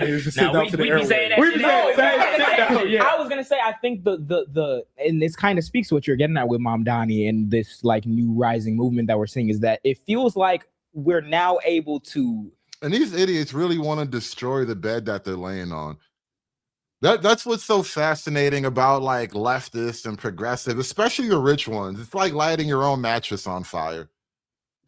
Talk about ideas and do things that weren't even possible maybe 5-10 years ago, because that's just not where the Overton window was. Yeah, like you bring up Bernie and it's like you can see how like he even would want to like walk on eggshells with certain things as a product of where the American like Overton window is. Like you ask him about Palestine and all types of stuff. It's like in comparison to other leftist movements or left-wing movements, of course you see like where there's compromise there. But now, partially because of Trump and like the fascists blowing up the whole, you got to care about decorum and everything. Now we're seeing like, okay, we can make the argument that yes, we should be pro-immigrant as opposed to we can only deport a little bit this time. It's providing a more like a contrast view because before, and we still see a lot of collaboration, but you see the collaborative nature of what like the Republicans and Democrats have to offer sometimes. And I don't ever put up like the proper opposition needed to stop. And I think a huge part of that is just social media in general, like being able to get those ideas out. We talk about that all the time with Mamdani. It's like, bro, nobody thought Mamdani was gonna come in here. First of all, I mean, he did it in 8 days. The entire like Democratic Party was sitting down. Yeah, it's like nobody was saying niggas back in on a regular basis. Like nobody was saying that Mamdani. In office. Yeah, like everybody, we just flipped on our principle. We fully evidence over here. Let's take the Andrew Cuomo. What that even slapping fannies and Kevin Grandies. Like rather funny now. Cool. But the mental gymnastics of left-wing people. How do you hate misogyny and vote for Islam at the same time? I can tell you how. It's real simple. I mean, I know how, but yeah, you got it, Ben. What's going on, guys? Welcome to the show. There's people at the top, and they're like clapping seals. I do what top tells me to do. Clap, clap. That's really it. They look for marching orders. They're taught not to think. They're taught not to have an opinion. They are just mindless drones. And really, this is kind of what I see FD Signifier representing in this particular setting. He's much older, theoretically much wiser. So he's the Pied Piper. Well, again, but he's like the Pied Piper in the sense of like leading the children off the cliff. And the thing is, even FD Signifier, he can't stand to be challenged on his ideas either. So none of these people really have ideas that hold up the scrutiny. But I want to get some Machismo TV. What's going on? I don't think you've been up here before. Good to have you, bro. Yo, what's up? Appreciate you, bro. Likewise. Yeah, Machismo. Yo, what up, bro? What up, bro? Nah, you know I'm a fan, man. I've been watching your shit forever, Hood. I done clipped you up and everything. I think we reviewed your State of the Union the other night on a random shit with Mr. O. Oh, did you? Thank you. Appreciate that. And I know we I remember you actually from the Bernard Riley days, so I watch your stuff when it comes up too. Yeah, man. Yeah. Nah, you got some of the best commentary on stuff. You done mastered the whole political tongue-in-cheek trolling shit. It's pretty good. Yep. Let me ask you about this FD Signifier thing and him saying like Kevin Samuels is anti-black. You got any thoughts on that? Because I think it's crazy. Of all people, like I said, you can throw that at me and whatever, but Kevin Samuels, like, damn, way to kick a nigga while he's dead, bro. No, that's 100%. I mean, that's why I came up. I'm glad you're actually covering this. I was hoping more people would. I mean, the key people that needed to actually did, but I wanted more people making commentary on this because this is a big deal. This one, because this is Jam. Hey, you know who else mentioned Jam X amount of months ago with Charlemagne on there, Melissa Ford of Joe Button fame. So none of this is random. You know how we always used to say like when people was coming for the space or they was like trying to insert people in the space or make them Black Manosphere adjacent to kind of water stuff down. Look at these young dudes. What do we got? A studio with nice mics, production and all that. They didn't finance this. You know what this is? These are like this is so, and then they brought CIA, Signal. nigga. Yeah, no, well, CIA, I swear to God. I mean, it's something like that, but it's some form of social engineering, and I think that this is. I think the Michelle Obama podcast was like the beta test right after Trump got in power, and they kept trying to iterate because they were getting trashed in the comments. So they don't work their way down to this because they know young black men is how they lost last time. But look at these dudes. This is a boy band, bro. This isn't a podcast. Yeah. Right. No, it's no. That's the sad thing with this. Real quick. Is immature. This is a broke bell biv to vote. You understand what I'm saying? And creation. You guys, exactly. And the boy that's doing all the talking, somebody said it in the chat. He wear nail polish. This is put together. They got the. Look, they got the boy with the short haircut, the boy with the cornrows, the boy with the dreads. They got every little YN demographic, bruh. They try to beat us to the Gen that you said it right, to the Gen Zs and the Gen. And they brought Gay D Signifier down there to co-sign it, bro. So I mean, but the attack on Kevin Samuels, that's the blatant. They feel like if they cut the head off, they're gonna kill the body. They just don't realize that the actually, if you think about it, post Kevin Samuels, he's actually bigger in death than in life. You know what the sad thing is with this whole thing is? They could never pull this crap if Kevin Samuels was still alive. That they're doing it because he's dead.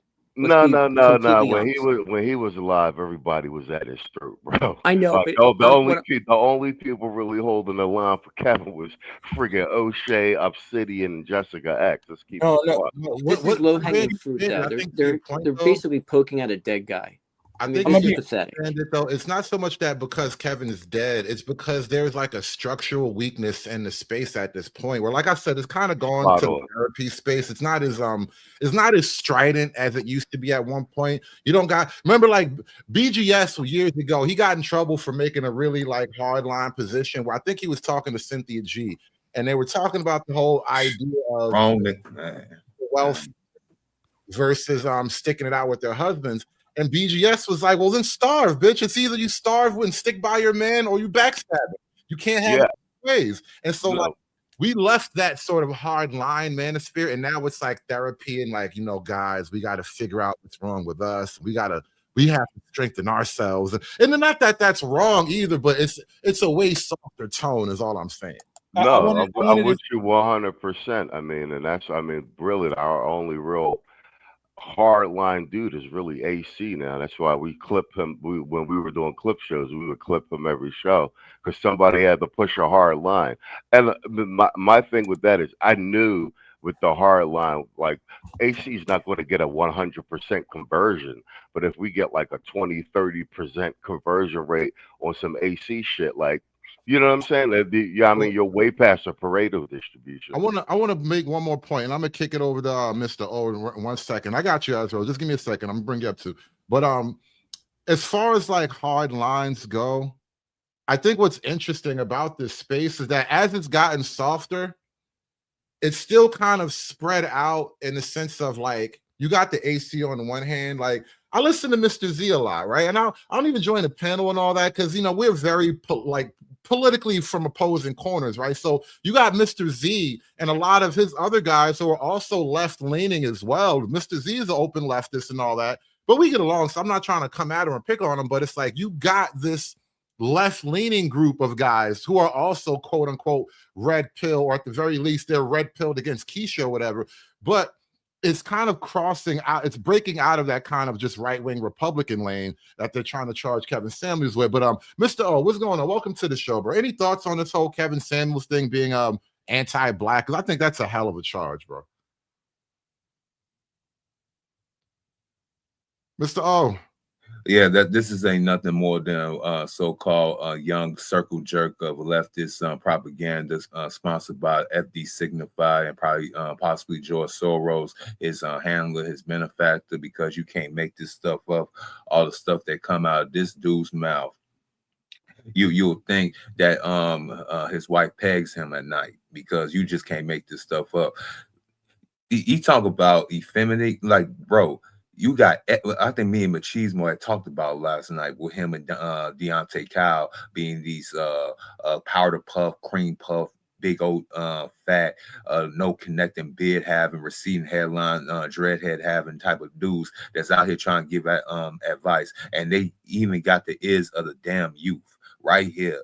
See, we're going to have problems in the next election because these dudes going to be listening to guys like FD Signifier, like he's actually some guy that actually get some respect around here, and they're gonna get their so-called feelings hurt, and I'm all for it. We need these young dudes to go ahead and get their real wake-up call, and they're gonna get it from us. And I pass the mic right there because I can't stand this nigga.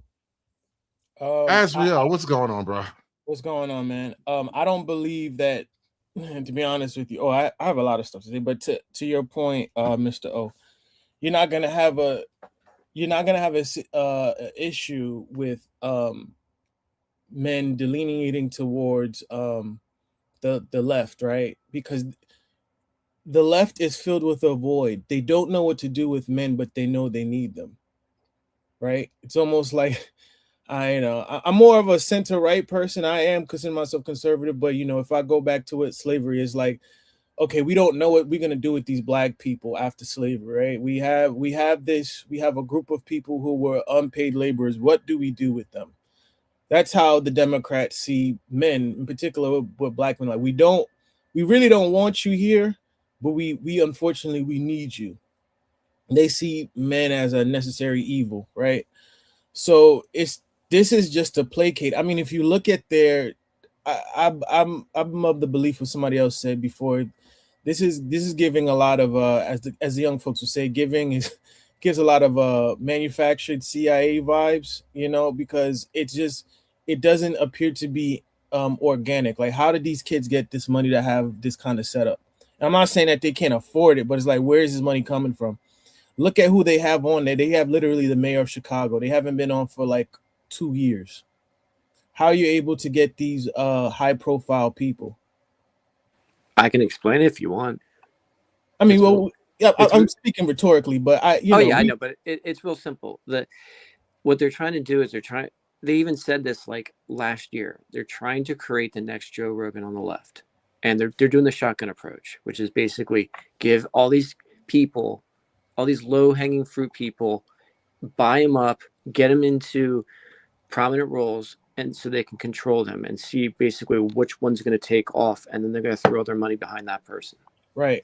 I even said, and then they own them.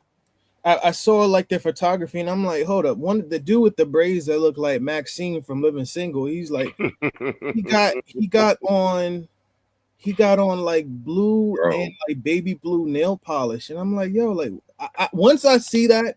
And I know that somebody's being propped up because they got a dude on that used to play for the 76ers, and he went to Duke, and he had a nail polish line. He had a nail polish line, and it's like, okay, they're trying to prop up. See, you can, with women, you could push out anybody, and because they're kind of like sheep-like, you can say, oh, this is the it person, and they'll just follow along. right? With men, you can't do that. You have to cut your teeth, so to speak. Like, you have to prove to men that, okay, this is somebody that you have to follow. And that's what merit comes along. There's an underlying thing about masculinity in that you have to prove your mettle, and you have, like, I don't want to bring up Kevin in his way, but he's talking about show your work. You have to prove to other men that you're a dominant man that just don't follow you. Well, Asriel, this is why I brought up this other and I wasn't really planning on reviewing this, but FD Signifier did a sit down with the grits and eggs guy. See, look, and this is the other one where it's like this looks like CIA, some type of shadowy corporate money behind this whole thing. Where it's like you just came out of nowhere. You're saying all these deeply progressive lines. You're taking this really, really hard line, like very hostile stance against the men who have been sort of falling out of the progressive paradigm. This whole thing looks very contrived and put together. And see, another thing too, men at our core, we do not like to be nagged. So when you have the Democrats' position, their agenda is to do like soft shoeing, nagging, right?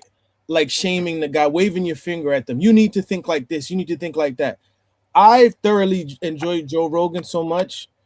To me, and it's crazy because I can't watch him as much as I used to because I just don't have the time as much, right? Because so many podcasts I'm watching. But Joe Rogan, like, he'll interview somebody like Billy Corgan, right, from the Smashing Pumpkins, but then he'll interview someone that worked with like Stanley Kubrick. But then 3 months before that, he was interviewing Trump. He has no issue interviewing anybody. That's pure, unadulterated journalism in YouTube form. With these people, they always have an agenda or some kind of bias. They're calling for a left-wing Joe Rogan, but they literally had Joe Rogan. And he's left-wing technically. He's not he's a liberal. He's not really like a right-wing hardline at all. But because he's willing to talk to people, just talk to people, he became right-wing by default. Well, they burned Joe Rogan because of COVID. Basically, they had Joe Rogan, then they painted him green on CNN, burned him as an asset.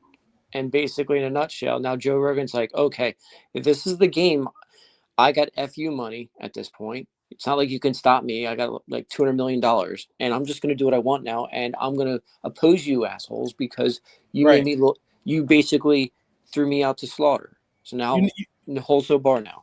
You know what? Darth Sidious always said about Toyota, your arrogance blinds you, right? He wasn't saying it because he's evil.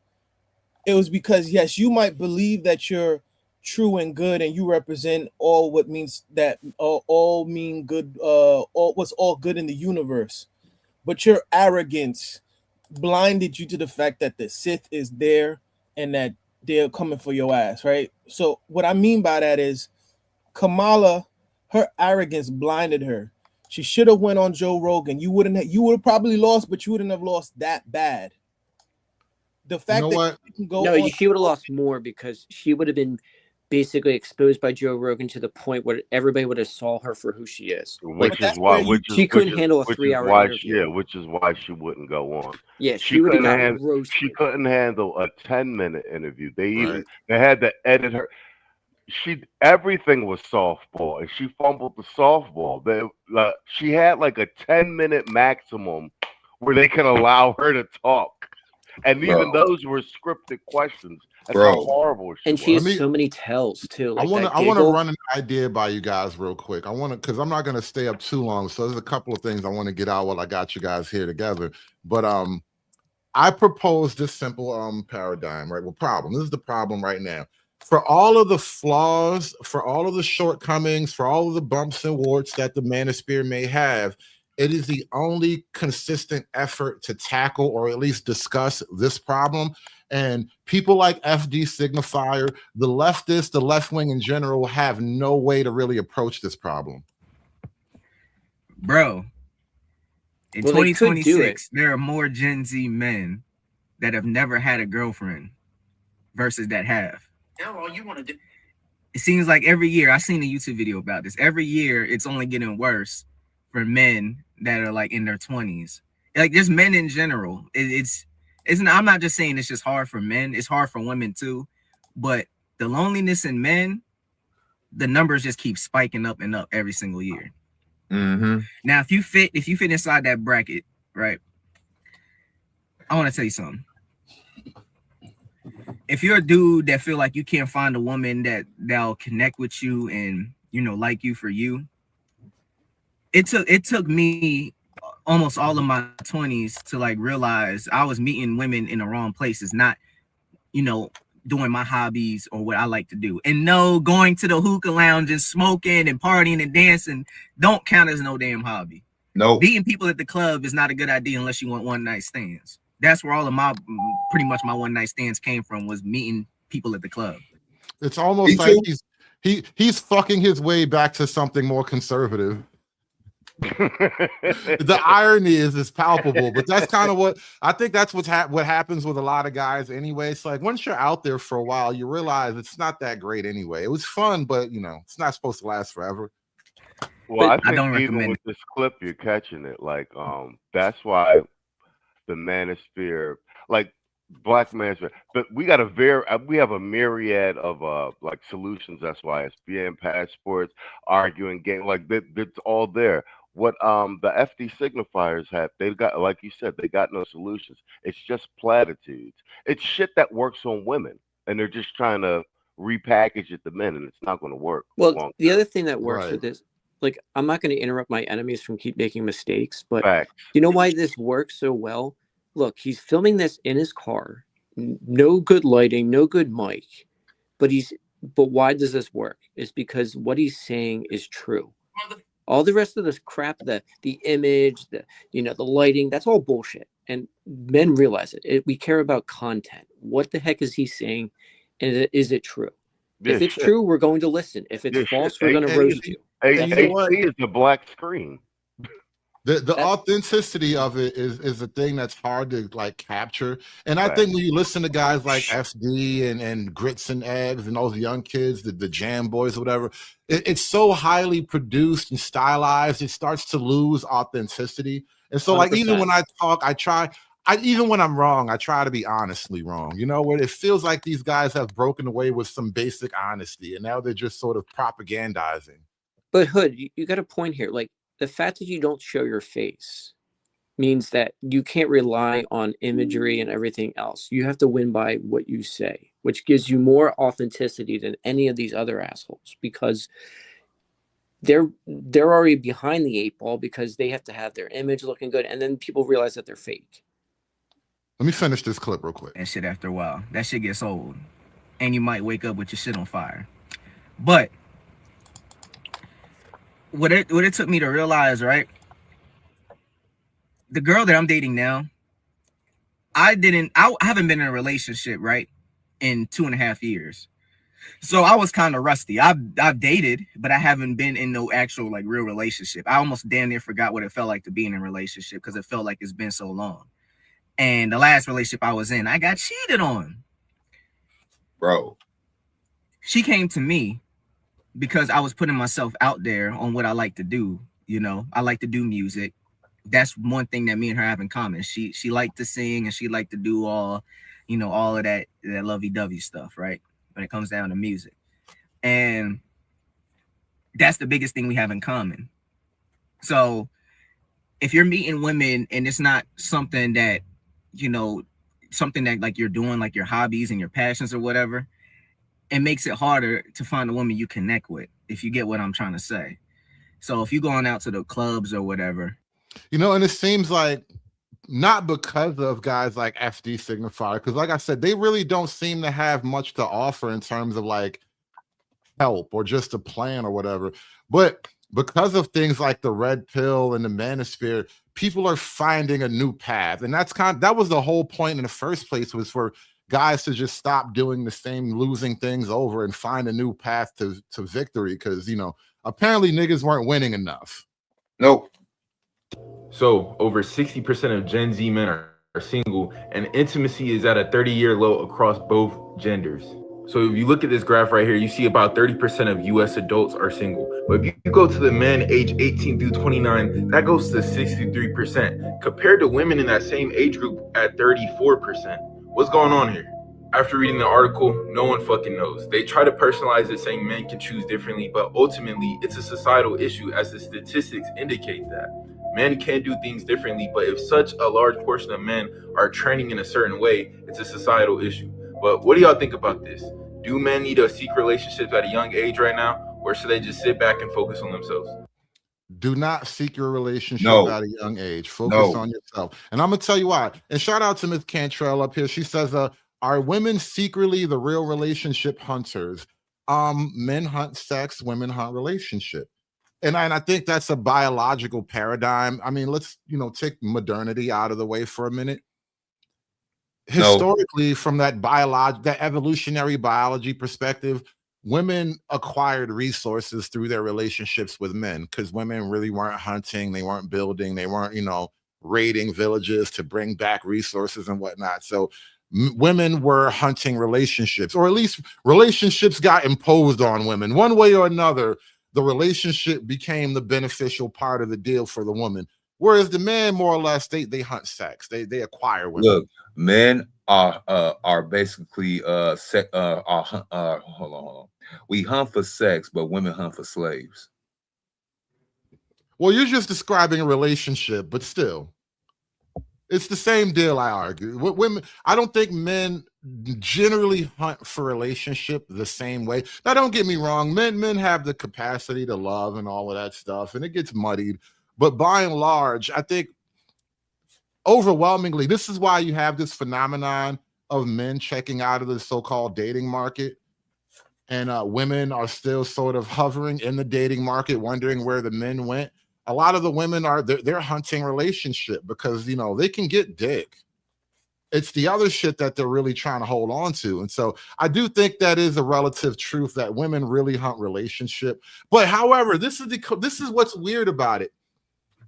Something is broken in that young women aren't actually hunting relationship at this point. Young women are hunting bad girl time. They want to be boss babes, and they want to have that, they want to do the TikTok videos at their cute little office job or whatever. So there is something really broken right now where there's something just, I don't know, there's something missing with the younger women. Became older women, 30 and up, maybe still hunting relationships, but younger women seem to not be hunting relationships, because that's what I'm hearing reported now is like younger men would like relationship or at least marriage, and younger women are running from that in large numbers. But they always have though. Hood, you forgot every generation of young women always ran from marriage. Probably the only ones that didn't probably run from marriage is the ones that had to go eventually work on the damn farm, because they already had the common sense say, you know what, I might as well go ahead and get married to this man, pop out these babies real quick, because this farm ain't gonna take care of itself.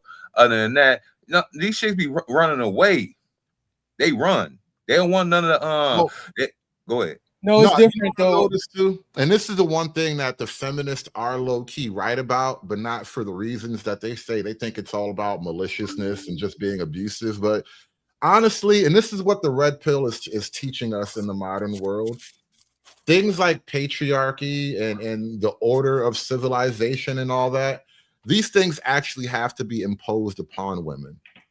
If we leave women to their own natural devices and their sexual whims, it will destroy what we call civilization, because they're not necessarily going to choose they're not going to make the types of choices at 20 and 18 years old that promote proper civilizational growth. I want to make that sacrifice. We have to impose things on young men. We have to impose things on young women. But you guys got it. Are you saying that shame, blame, and explain is conducive to a healthy society? Yeah. Are you saying that the Bible's right? Both ways. Yes. Yeah. None of this is new. Like, I mean, the Bible said it first. Genesis. I mean, the whole Apple story explains this in detail. And you know what's so funny, Jesse, when you say women will choose bestiality if we allow them. That's women were choosing the bear recently, and I don't think all of it was just pure hating men. Some of it was just curiosity. I wonder what that bear be like. They will do that shit. Women will do all kinds of things that will ruin your civilization. Bro, and that's the reason why I went to let them crash and burn. Yeah, we grew up in good, the kind of the last generation of like fairly decent schools. And like you would read through history, you'd be like, man, they were really hard on women. And then you look at the Salem witch trials, and then like the other gentleman was saying with the Bible, and you like, man, some of the shit seems a little strenuous. Even if you look at like Islam, where they got to, but now you be seeing like, bro, like the technology maybe wasn't there with most of these other societies, but even the rights that have been given to women right now, I mean, they're not.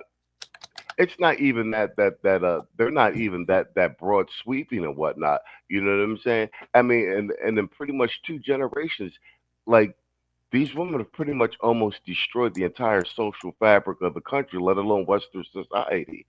And I mean, you know what? I think this whole feminist movement and like with it being on social media, and because back then tales could only pass from like generation through and through the storytellers. The fact that it's on social media and global, I think this was that even though it's got to be pulled, I think this is a coup for men, like because and OnlyFans in particular, it really does.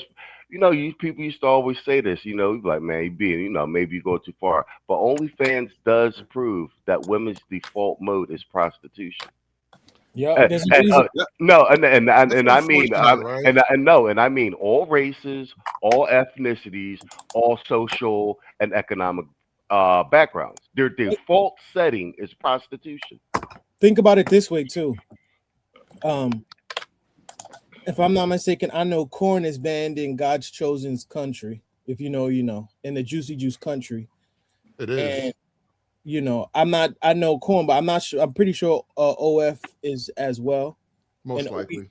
We know for sure OF is definitely banned in China, right? China. Do you know what Israel's birth rate is like? Close to like 5 something, I believe it is. Well, not only that, that's one of the reasons why China is actually sort of. I'm jokingly saying they outlawed feminism, but they've put some strictures in place where like women can't just talk crazy on their China. What's the Chinese internet called, like Weibo or something like that? Yeah. They have like their Chinese social networks where like they're firewalled from the rest of the world. But check this out. You know what they also did too, right? You see how women like in Latin America, they like novellas. In America or Western countries, they like soap operas. In China, they passed the law saying that like their version of Asian soap operas can only last 2 seasons, and their rationale was they don't want women being delusional about thinking that they could get a rich man, right? Basically like producing or breeding a delusional reality. Whereas they think, every guy is supposed to be the 50 Shades Christian Grey from 50 Shades of Grey, Right. So Azrael's right with that. China is ahead of like they got on the red pill late, but then the men they went 10x with it. They went 0 to 60, and it made the government respond. And the Chinese government is actually, believe it or not, ahead of us with regard to like resetting the social fabric. Like women can't get half your shit with divorce anymore. Like the whole they're really trying to reset that shit because like it's getting out of hand. I don't want to get in the habit of glazing the CCP, but me neither. One thing about totalitarian governments they're pretty quick to respond to things. Once they notice the problem, heads start to fall off, bro. It's really crazy. Hey, Hood, I have basically shared a video slide that I want to go ahead and deliver to FD Signifier and Dante Kyle. It's only a few ticks. Could you play it? I'm looking at the title already, and I'm like, are you gonna move me into the yellow dollar sign? Because I think we were being pretty clean, and now I'm nervous, bro. What is this you got back here? Oh, it's not from a good movie. It's not with Charlie Murphy. You know what I'm saying? All you want to do is shoot him, motherfucking right. Fuck niggas. Hey, look. What you need to realize is that there's a difference between a black man and a black nigga. That was a black nigga. What the hell are you talking about? That's what I'm here for. Take a nigga out. That's what I'm here for. That's what I'm here for. Yo, what is this? What is this from? It's from Paper Soldiers with Kevin Hart. That movie's so old. I didn't even remember Charlie Murphy was in it. Yeah, but I did. And I'm glad he said that because that's exactly how I feel. Damn. Now, you know what? I need that clip too. I might hold on to that for something. You welcome. You all welcome. You're welcome. Hold on, let me pull back the other thing out because I had one more. I was gonna play a couple more of these tickety talks here because I'm kind of fascinated by like the youth. No, Hood. I think you had said this a while ago. I was listening to you. The Salem witch trials in America are starting to make sense now. Like I don't have all the evidence, but it's starting to make sense now. I need someone to. Well, no, speaking of the Salem witch trial, as I understand it, it was low key like it was that era's Me Too movement. And I think they ended that by taking one of the accusers and setting her on fire, and that shut the rest of the bitches up. That's right. I want to. Well, the Salem witch trials went on for quite some time, but like we know what you would call it, like 80% of Keishas are practice witchcraft. Like that's right. I want to say this. 80%. I don't want. And like I said, when you read the Salem witch trials in whatchamacallit in school, you was like, man, this shit is crazy. But you think about it, that shit happened as soon as these people got here. I don't know how long, they were settled and everything, but it now seeing how this looks, it makes sense. Like a whole bunch of women together, like they was like, oh, we got a problem. You know what I mean? Like they was getting out of control. Like it makes sense now. I don't want to nerd out. However, some of those witch trials, and I'm not simping on nerding out, but some of them were under bad conditions, implications, because what was happening a lot, especially in England and in the new world of them settling. But like, for example, women were known to have back then. You had cat ladies, right? So think about it. What animal carries the most? Is the biggest carrier of diseases? Cats. No, I agree with No. you. No. Let me finish. It's actually mice. Mice. Right. That's where the bubonic plague came in. That's why if you notice, I read up on this. I know I'm nerding out, but if you notice during like the Dark Ages, like the Eastern like Arabic countries, they didn't suffer from plagues like that because they always had cats around them, right? That was part of their customs. That's why you see in like Turkey, Istanbul, there's nothing but cats all around. Cats will eliminate the carriers, which are mice, because the mice and rats, they carry those kind of diseases. So what happened was people assumed, okay, how come we're having plague with all these diseases, but these women that live in a house by themselves with 5 or 6 cats, they're not getting sick, right? So that's where they came up like, okay, they must be practicing witchcraft. Okay, I get that. I agree with you with that. Like, I know those tangential facts with the false accusers and everything, but I mean that's a tangential point. The point I was making is because we were making a statement about the strict restrictions on women over the centuries and stuff, and how when you read history, they seem a bit onerous. Oh, no, absolutely. But now, in the current state of because this is only like a 20-year type. What Instagram hit like a decade ago. So this is like a 20, the feminist thing, 14 years ago. Yeah, but that's what I'm talking about. So this isn't like a huge time frame. And then like from the 60s to now, like these women have basically almost destroyed Western civilization.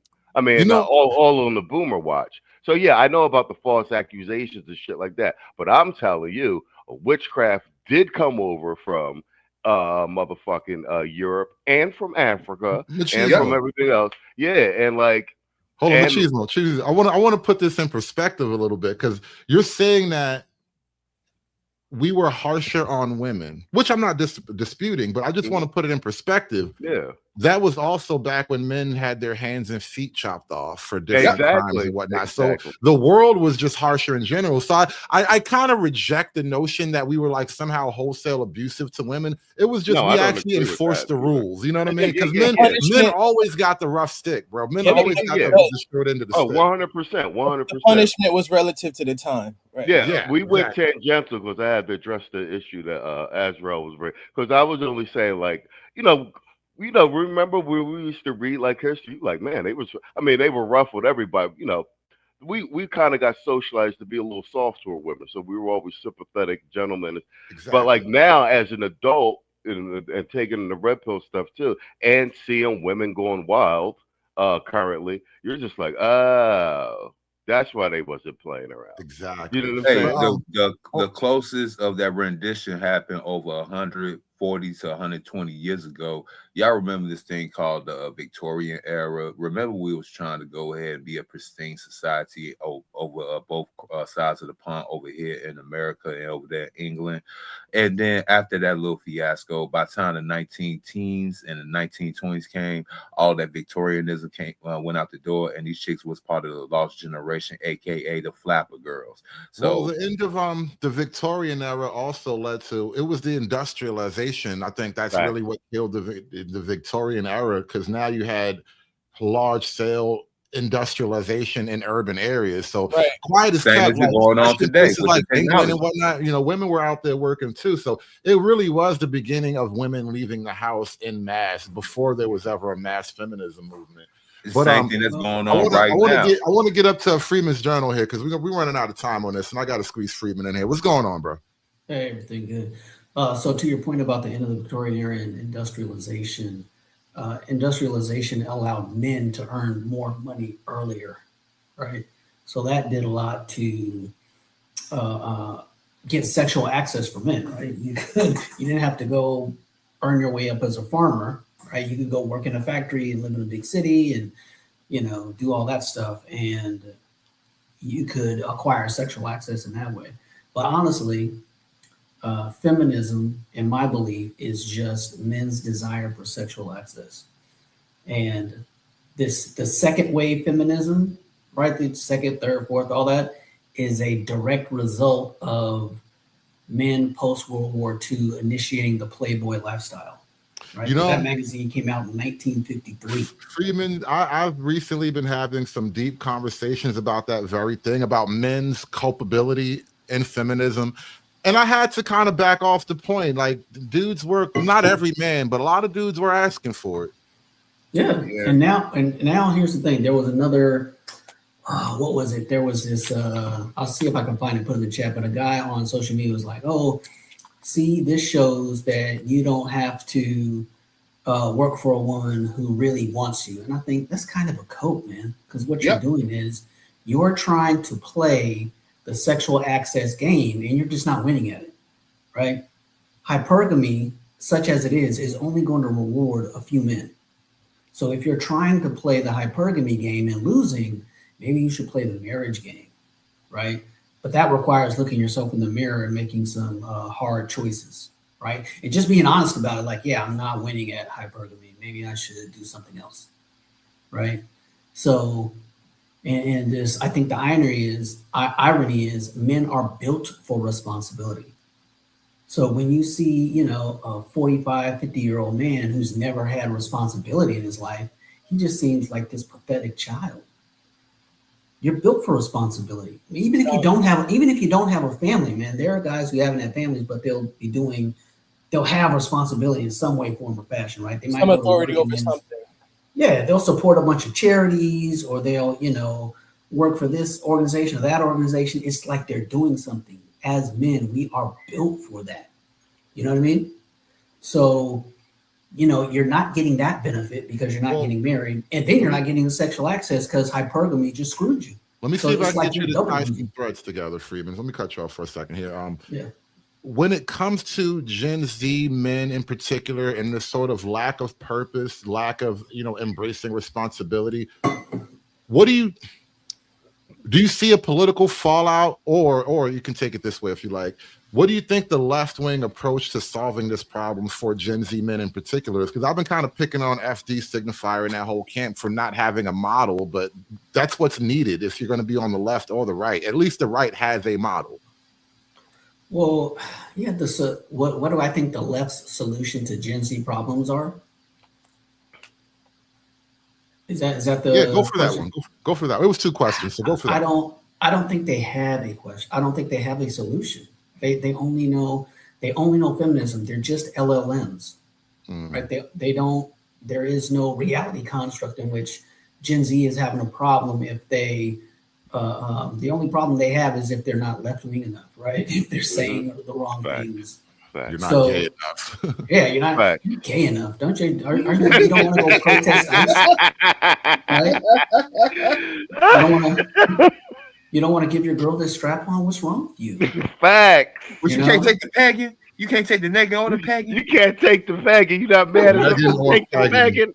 Megan Facts, and Pegging, dude. this sounds like Gen Z romance. I want to play this next clip real quick. You know, it's Valentine's Day, and we talk. Oh, I hate when that thing does that. It always. Why is most of Gen Z single? Think about what social media has done to them. You mean how social media tells women that they'll never be enough and tells men that women only want to use them for their money? Yes, it's training them to fear and have low social skills. How could social media be affecting their social skills, though? Millennials had social media and they turned out just fine. So then what's happening to Gen Z? Gen Z men are watching red pill content that tells them women are trying to use them in a fear of being cheated on. What? And Gen Z women are watching content that tells them men are actively trying to hurt them. Nobody actually watches that content. And even if they You know what? I think there's some truth in that. And I was going to be mad at him for a second, but I think that is actually fairly accurate in that female content makes you hate men and male content kind of makes you hate women. Or you probably hated women already. That's how you got there. But either way, I think that's relatively true. I think the problem is the content doesn't look organic. And like since we make content, we could tell when it's like you end up with like a little sixth sense of like when content is real, like organic. This doesn't look organic. Well, see, the other thing with red pill content, it is inherently like black pill in a way, because they have to feed you your own fears and your own insecurities, right? And those they just come back and lap that up, and they feel validated, right, with bias confirmation. And you know, it makes the content creators rich, but there's no like solution for that. You're listening to a married dude, a divorced dude that you're making rich, right, tell you about the world. It's like, I don't know. Maybe that's not the solution. Just maybe. Mm-hmm. Also, So, I can't take a guy that's been married for 20 plus years seriously, then come out here and try to tell you that you ain't doing it right and getting caught up with a side chick. You know what I'm saying? Just saying. I mean, at the very least, like you've been married 20 plus years. Your wife is a stay-at-home mom now. Give dudes the recipe. Listen, man. You know what I noticed, right? A lot of people that are attracted to the more red pill stuff, they don't want the solution, bro. I get told I'm lucky, right? Yeah. I get told I am, oh, you lucky. Like, bro, I planned being a father in my mid-20s. You know, right? Didn't get married till I was 44. There's a phenomenon where like it's like the Jordan thing, right? People look at Jordan and just be like, he just dunks and shoots threes. Like he was doing this and he sucked when he was a kid. And I think what happens is to the untalented, skill looks very much like luck. Yeah, it's it's that LLM theory, right? It's they don't have the reality to process the information, right? Because I'll even explain and be like, look, dude, since my 20s, I've been training to be a dad, right? I didn't, my parents were divorced when I was 3, so I figured I didn't know jack about it, right? So what am I going to do? I'm going to hang around married men, wild, right? So I'm going to build my dream and look at houses, type of neighborhoods I want to live in when I'm a dad. Crazy, right? So you do that for 20 years and then you actually pick a decent woman. Wow, that's luck, right? I mean, I'll say this because I think mystery in the chat is saying that. I think mystery in the chat is saying that you are lucky. And then let me to that point, I will say because the numbers are the numbers. Like there is a level of blessing. I would say, this is why people say count your blessings and all that. There is probably a level of blessing that goes into it. But I think beyond being blessed and being fortunate and good luck, because I will not discount being fortunate. Sometimes I do think God was looking out for me in certain things. So I will own that one too. There is a level of fortunate and luck, if you want to call it that. But you cannot discount intent, being very intentional. And I think maybe that's something, and I'm speaking very much about myself in this moment, but I think being completely intentional about the thing that you want maybe is lacking in a lot of these arguments. I And wa- so, I want- speaking about myself, I know that I haven't always been the most that's what intentional about yeah, that. You know, I wanted to say this. You're doing data and confirmation. You're doing data and confirmation bias, right? Jesse Lee Hume, Numbers. Jesse Lee Hume, and yo, great minds think alike. I was just about to look up. It said, "As a man thinketh in his heart, so so is he." Like that. That's exactly what I was about to. I was trying to figure out what proverb verse that was, because I mean that's what it is. As a man thinketh, so is he. And yeah, but then you guys can't turn around and then make the argument that these guys are going out here with good intentions and whatnot, and then getting their heads handed to them because the market. I don't think they're. Hold on. I don't think they're going out there with good intentions. If you listen to me earlier, I said they're trying to play the hypergamy game and losing. Yeah. If they're losing at the hypergamy game, they need to play the married game. Because if No, you're married, when I say good intentions, I meant like what you were saying. I was trying to parallel what you were saying, like and we know the numbers are the numbers. So, like, you know what I'm saying? Like, I think when you say like good intention, and I think to kind of even speak to that, it's not just having good intention. Your good intention isn't enough, especially in this sort of modern world where not even just that women are free. Yeah, I used the wrong semantic phrase. I was trying to copy what No, but I want to stay in that because I don't think it was as wrong as you're saying it's wrong. I just think that we're learning as men that your good intention isn't enough. Right, it takes actual change, right? And and I'm going to relate this story, right? So when I was looking for Mrs. Friedman, right? I had this chick at work I was setting up, right? Getting to know her, right? She was good at her job, right? I think she would have smart kids, lots and lots of positives, right? Fine little Latina, right? Met my future Mrs. Friedman and immediately cut this chick off. Like immediately, right? I met my wife and was married in 100 days, right? And I was far enough along the way, so I didn't even hit it, right? Could have, right? I took my wife to a wedding as my +1 that I was going to take this other chick to, and could have taken her. My wife would never have known. Could have taken her, smashed, did whatever I want, had all that, but I was purposeful. I set that aside and committed to the woman I knew I wanted to be my wife. That's why I was married in 100 days. Yeah, but based on statistical analysis, are you the norm or are you the exception? Okay, separate. Here, hold on. Let me answer that. The immeasurable is culture, right? I mean, that's a platitude. To your point, no, that is not a platitude. That is not a platitude. I can tell you for a fact, I know young people who are getting married. I'm not saying that young people are getting. I mean, we know black men have a higher marriage rate than the women who are double our population. I'm just a numbers guy. Like I hear what you're saying, and I actually believe in that sentiment. I mean, I'm a you know what I'm saying. I almost got married 3 times, but like I said, the numbers and the trend lines are the trend lines. And I think that we do. The red pill space, whatever you want to call it, does a good job at like giving bros that information regarding the trend lines, irregardless of the personalities or something like that.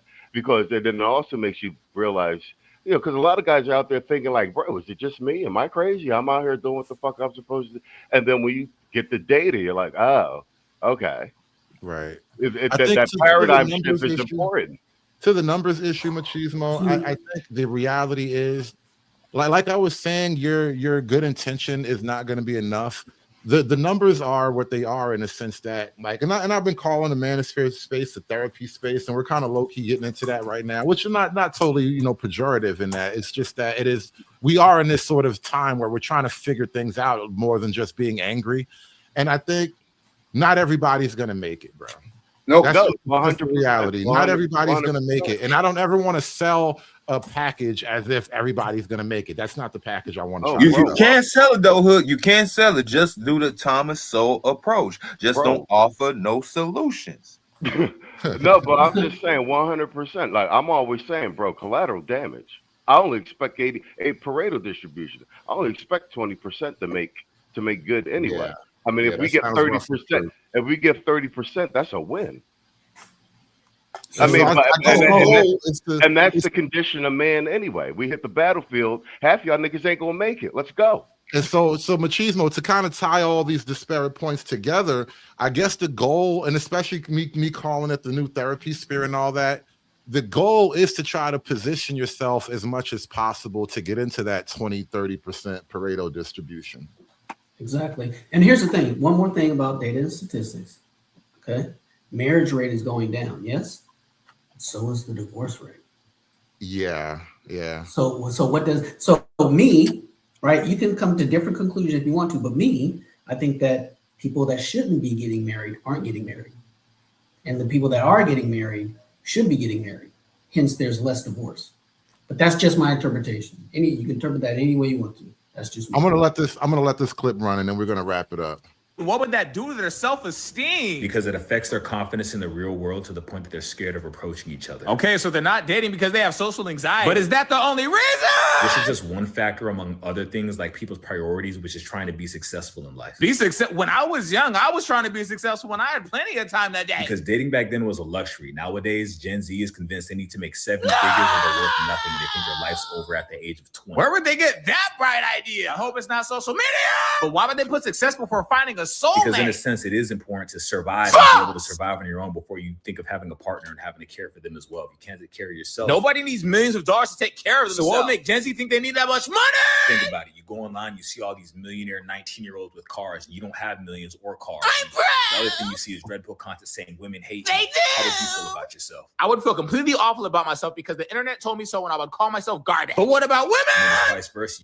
You know, let me just pause really quickly. This hasn't been brought up yet. To buttress all the points that we were both making, well, we were all making a second ago, you do kind of have to de-social media your brain. There's something very unhealthy about what social media does to your brain. And so you do have to kind of like cleanse your mind in some way. I'm looking for the right word for it, but you do have to sort of cleanse your thoughts a little bit. Social media is highly toxic. Deprogram? Is that the word you're looking for? Like deprogram? Deprogram is a good word for it, but yeah, we might all benefit from a round of deprogramming. Hood, you do know that what you're asking for, you are basically asking the wiped out of all 6 generations, even boomers, they had some form of social media on computers even back in the 80s, bro. So well, I mean, before social media, there was just television, and this is where we all got that Disney sort of picture of women and relationships and sexuality and all that. We all kind of need to like cleanse ourselves from these untruths that we've been just collectively wallowing in. So you're saying you prefer your standard institutional corporate propaganda through 3 channels? That's it, the newspapers? Well, I mean, life was actually simpler back then. Don't get me wrong, but 100%. I'm busting your ball. And it was vanilla. It was boring. It was vanilla and it was boring. Well, I don't know if it was vanilla. The cocaine. It was vanilla. Not vanilla, but still, life was a lot simpler though. I tasted it. I tasted the past. It tastes like vanilla. Vanilla is great, bro. Don't diss vanilla.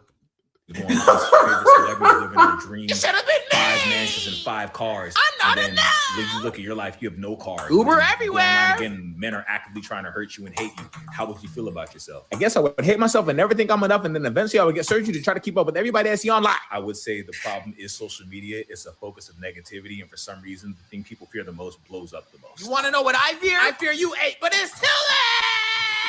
Valentine's Day 2025. Valentine's Day. Everybody except for Gen Z. Good luck, day single. Just kidding. Why is yeah, it's looking kind of rough out there, y'all. It does look kind of rough out there. But any closing thoughts here? We're gonna wrap this up in a second. Any closing thoughts on FD Signifier and the youth? Well, FD Signal, I'll go first. FD Signifier, you are a paid agent, paid by George Soros brigade. We all know this. At this point, it's just kind of flagrant how you just shitting on regular, average men out here because you could never be one. And don't hit me with the line you married and all that good stuff. Even a lot of backdoorians. There's a lot of lavender marriages going on out here, so you can't use that ploy with me, boy. You a video essay having no. Hold on, what's a lavender marriage, bro? I gotta stop you. It's a gay marriage. It's a marriage between a gay man and a straight woman. Oh, so a beard. Oh, okay. Yeah. Yeah, it's just a professional attorney. It's called a lavender marriage. They done made lavender even gayer. Jesus Christ. Yes. You are video essay propagandists having liberal agenda leaning, ankle grabbing so-called black man that basically is the worst representation of a strong masculine black man. You and Deontay Grits and Eggs podcast. I know the left is gonna pay y'all heavily for the next couple of years to go ahead and get so-called gender fluid type of black man onto the plantation, but we over here are going to put a wrench into your so-called business plan. So be on the lookout, and I will be doing my own type of roast, which I call the Up and Smoke tour. I'm pretty much gonna put these niggas on a theoretical T-shirt. I'm a Chicago nigga. That's what we do. We like to go ahead and put niggas in blunts and smoke them. So I will be doing the same at the Signifier probably a little later on in the weekend. So be on the lookout. Machismo TV. Any last thoughts, brother? No, well, thanks for having me up. And what's up to Freedman's Journal? We busted up at the Philly conclave. I haven't seen him in person since, and I know Azrael from Bernard Riley's joint. But no, I think I came up because I was glad you covered this FD Signifier joint with him, saying like basically this all-out attack on Kevin Samuels. This isn't like the old school Kevin Samuels Defense Force. It's just because I see what this is. This is the precursor to really trying to 2028 elections coming up, and so is the friggin' midterms. And they know this little small swing black male vote that we swung the election either way. And they're trying to either get a piece of that or get you back on the Democrat plantation or to disaffect you, in which they're trying to make sure that we don't spread to disease in the alphas. And I'm glad that most of you guys see it that way. They're definitely trying to keep the contagion from spreading, using some medical terms. They don't want this contagion to break out of the lab. And so what happens every time the virus escapes the lab, the world ends. And so they're fighting desperately to keep the world from ending. Freeman's Journal, man, what's going on? Let's get some last thoughts before we get out of here, bro. Yo, hey, salute Machismo. Yeah, it's been a while. Mm-hmm. And well, Hood, I see everything through the lens of the fourth turning, right? So this is a battle for the next generation of men in general, but FD Signifier for his position as, bred to, I'm a leader of the blacks and I will sit at your feet and promote all of your Marxist communist BS, right? He wants to keep that gravy train going, right? He's a small R race hustler, you know what I mean? So, but I think we understand, we who are more right of center have to understand, we are still in this battle, right? Right? We're here because those that came before us didn't think gay marriage was a battle, right?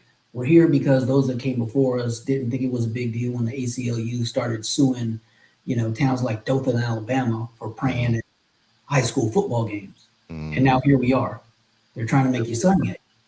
And like states like Oregon unashamedly like their minorities dumb and violent. And they do so by policy. So yeah, the FD Signifier is a problem, right? So it is put your finger in somebody's chest and say, just shut up, right? Because I don't know, man. I used to be a freaking monster at work, but I don't work in an office anymore. But yeah, that BS was not going down. So yeah, take it seriously, right? And if you got to tell somebody what's up, like, no, we're not doing that, right? Even that, people think the left is like, oh, I'm gonna cuss you out at a family gathering. Please, it's not going down like that. So, every little interaction helps. That's all I got. Did you say FD Pignifier? FD Pagnifier. Oh, Pagnifier? That's even worse. It's even worse, bro. But Azriel, let me get to you so we can wrap this one up, man. Good to talk to you again, Azriel. It's been a little while. Yeah, I've been on the grind real hard. Pause, but just been working and doing a lot of stuff, projects. This was very great. Friedman made a lot of points. He actually made that point yesterday in a Discord that we're in. Being purposeful and the whole thing of, failing at a society that's degenerate. So made a lot of great points. All of you guys made great points. To FD's issue, it's like, okay, even if you do, if your agenda to propagandize men into going into the liberal route, you have to fill that void, right? When I look at FD, do I see the paragon of masculinity? No, that's my thing. Men are about seeing things and showing. You have to show your work. You can't just articulate things and be wordy and flowery words and what have you. You have to prove, okay, this your reflection of masculinity, is that something that I would want to adhere to, something I would want to admire, something that I want to follow? And when I look at someone like an FD or what's the other guy's name, Deontay Kyler, no, the average guy is like, nah, I want to be like that dude. No, there's no kind of air of admiration, right? We talk about Achilles for a reason to this day, right? And another thing too is like, my question to him, what I wanted to say this earlier, is if Kevin never said anything about the woman and just went in on the men, would you have an issue with it? So rhetorically, that in of itself says something. But thank you for having me on. It was great. I really enjoyed this stream. It was really one of your better ones, man. You always give good ones, but this was really good. Thank you. And my Cheesemo, I got you in the back. I'm gonna hit you in a second. And all right, Playboy. Yeah, I'm gonna wrap this up right here because I gotta get out of here in a minute. Appreciate you guys coming through, and thank you to FD Signifier for always giving me a lot of fertile ground to cover. Your fuckery is so rich that there's always good content to come from it. You gotta appreciate your enemies for stuff like that, man. If it wasn't for my enemies, I wouldn't have anybody to kill. Look, can you play that? That FD slide for me, just for old time's sake. That one when he says he simps for black. But I want to address this simping allegation. Do I simp for black women? Yes. I love black women. I don't like y'all niggas. This is an easy decision to make. Sorry. Thank you. You got it, man. You got it. We are wrapping this one up. We're wrapping this one up today. I appreciate you guys coming out. Shout out to Azriel. I enjoyed this one too. I think this is one of my better shows in a while. I've been trying to get the channel back to this former greatness. I lost this channel for like 2 months and then it just came back. So now we got to get it back up there. So we got to get back and doing more good content like this, man. I appreciate you guys. All because of another gender fluid jerk by the name of Sharon Brace. I got to put him on a t-shirt too. Thanks for reminding me, Hood. Thank you.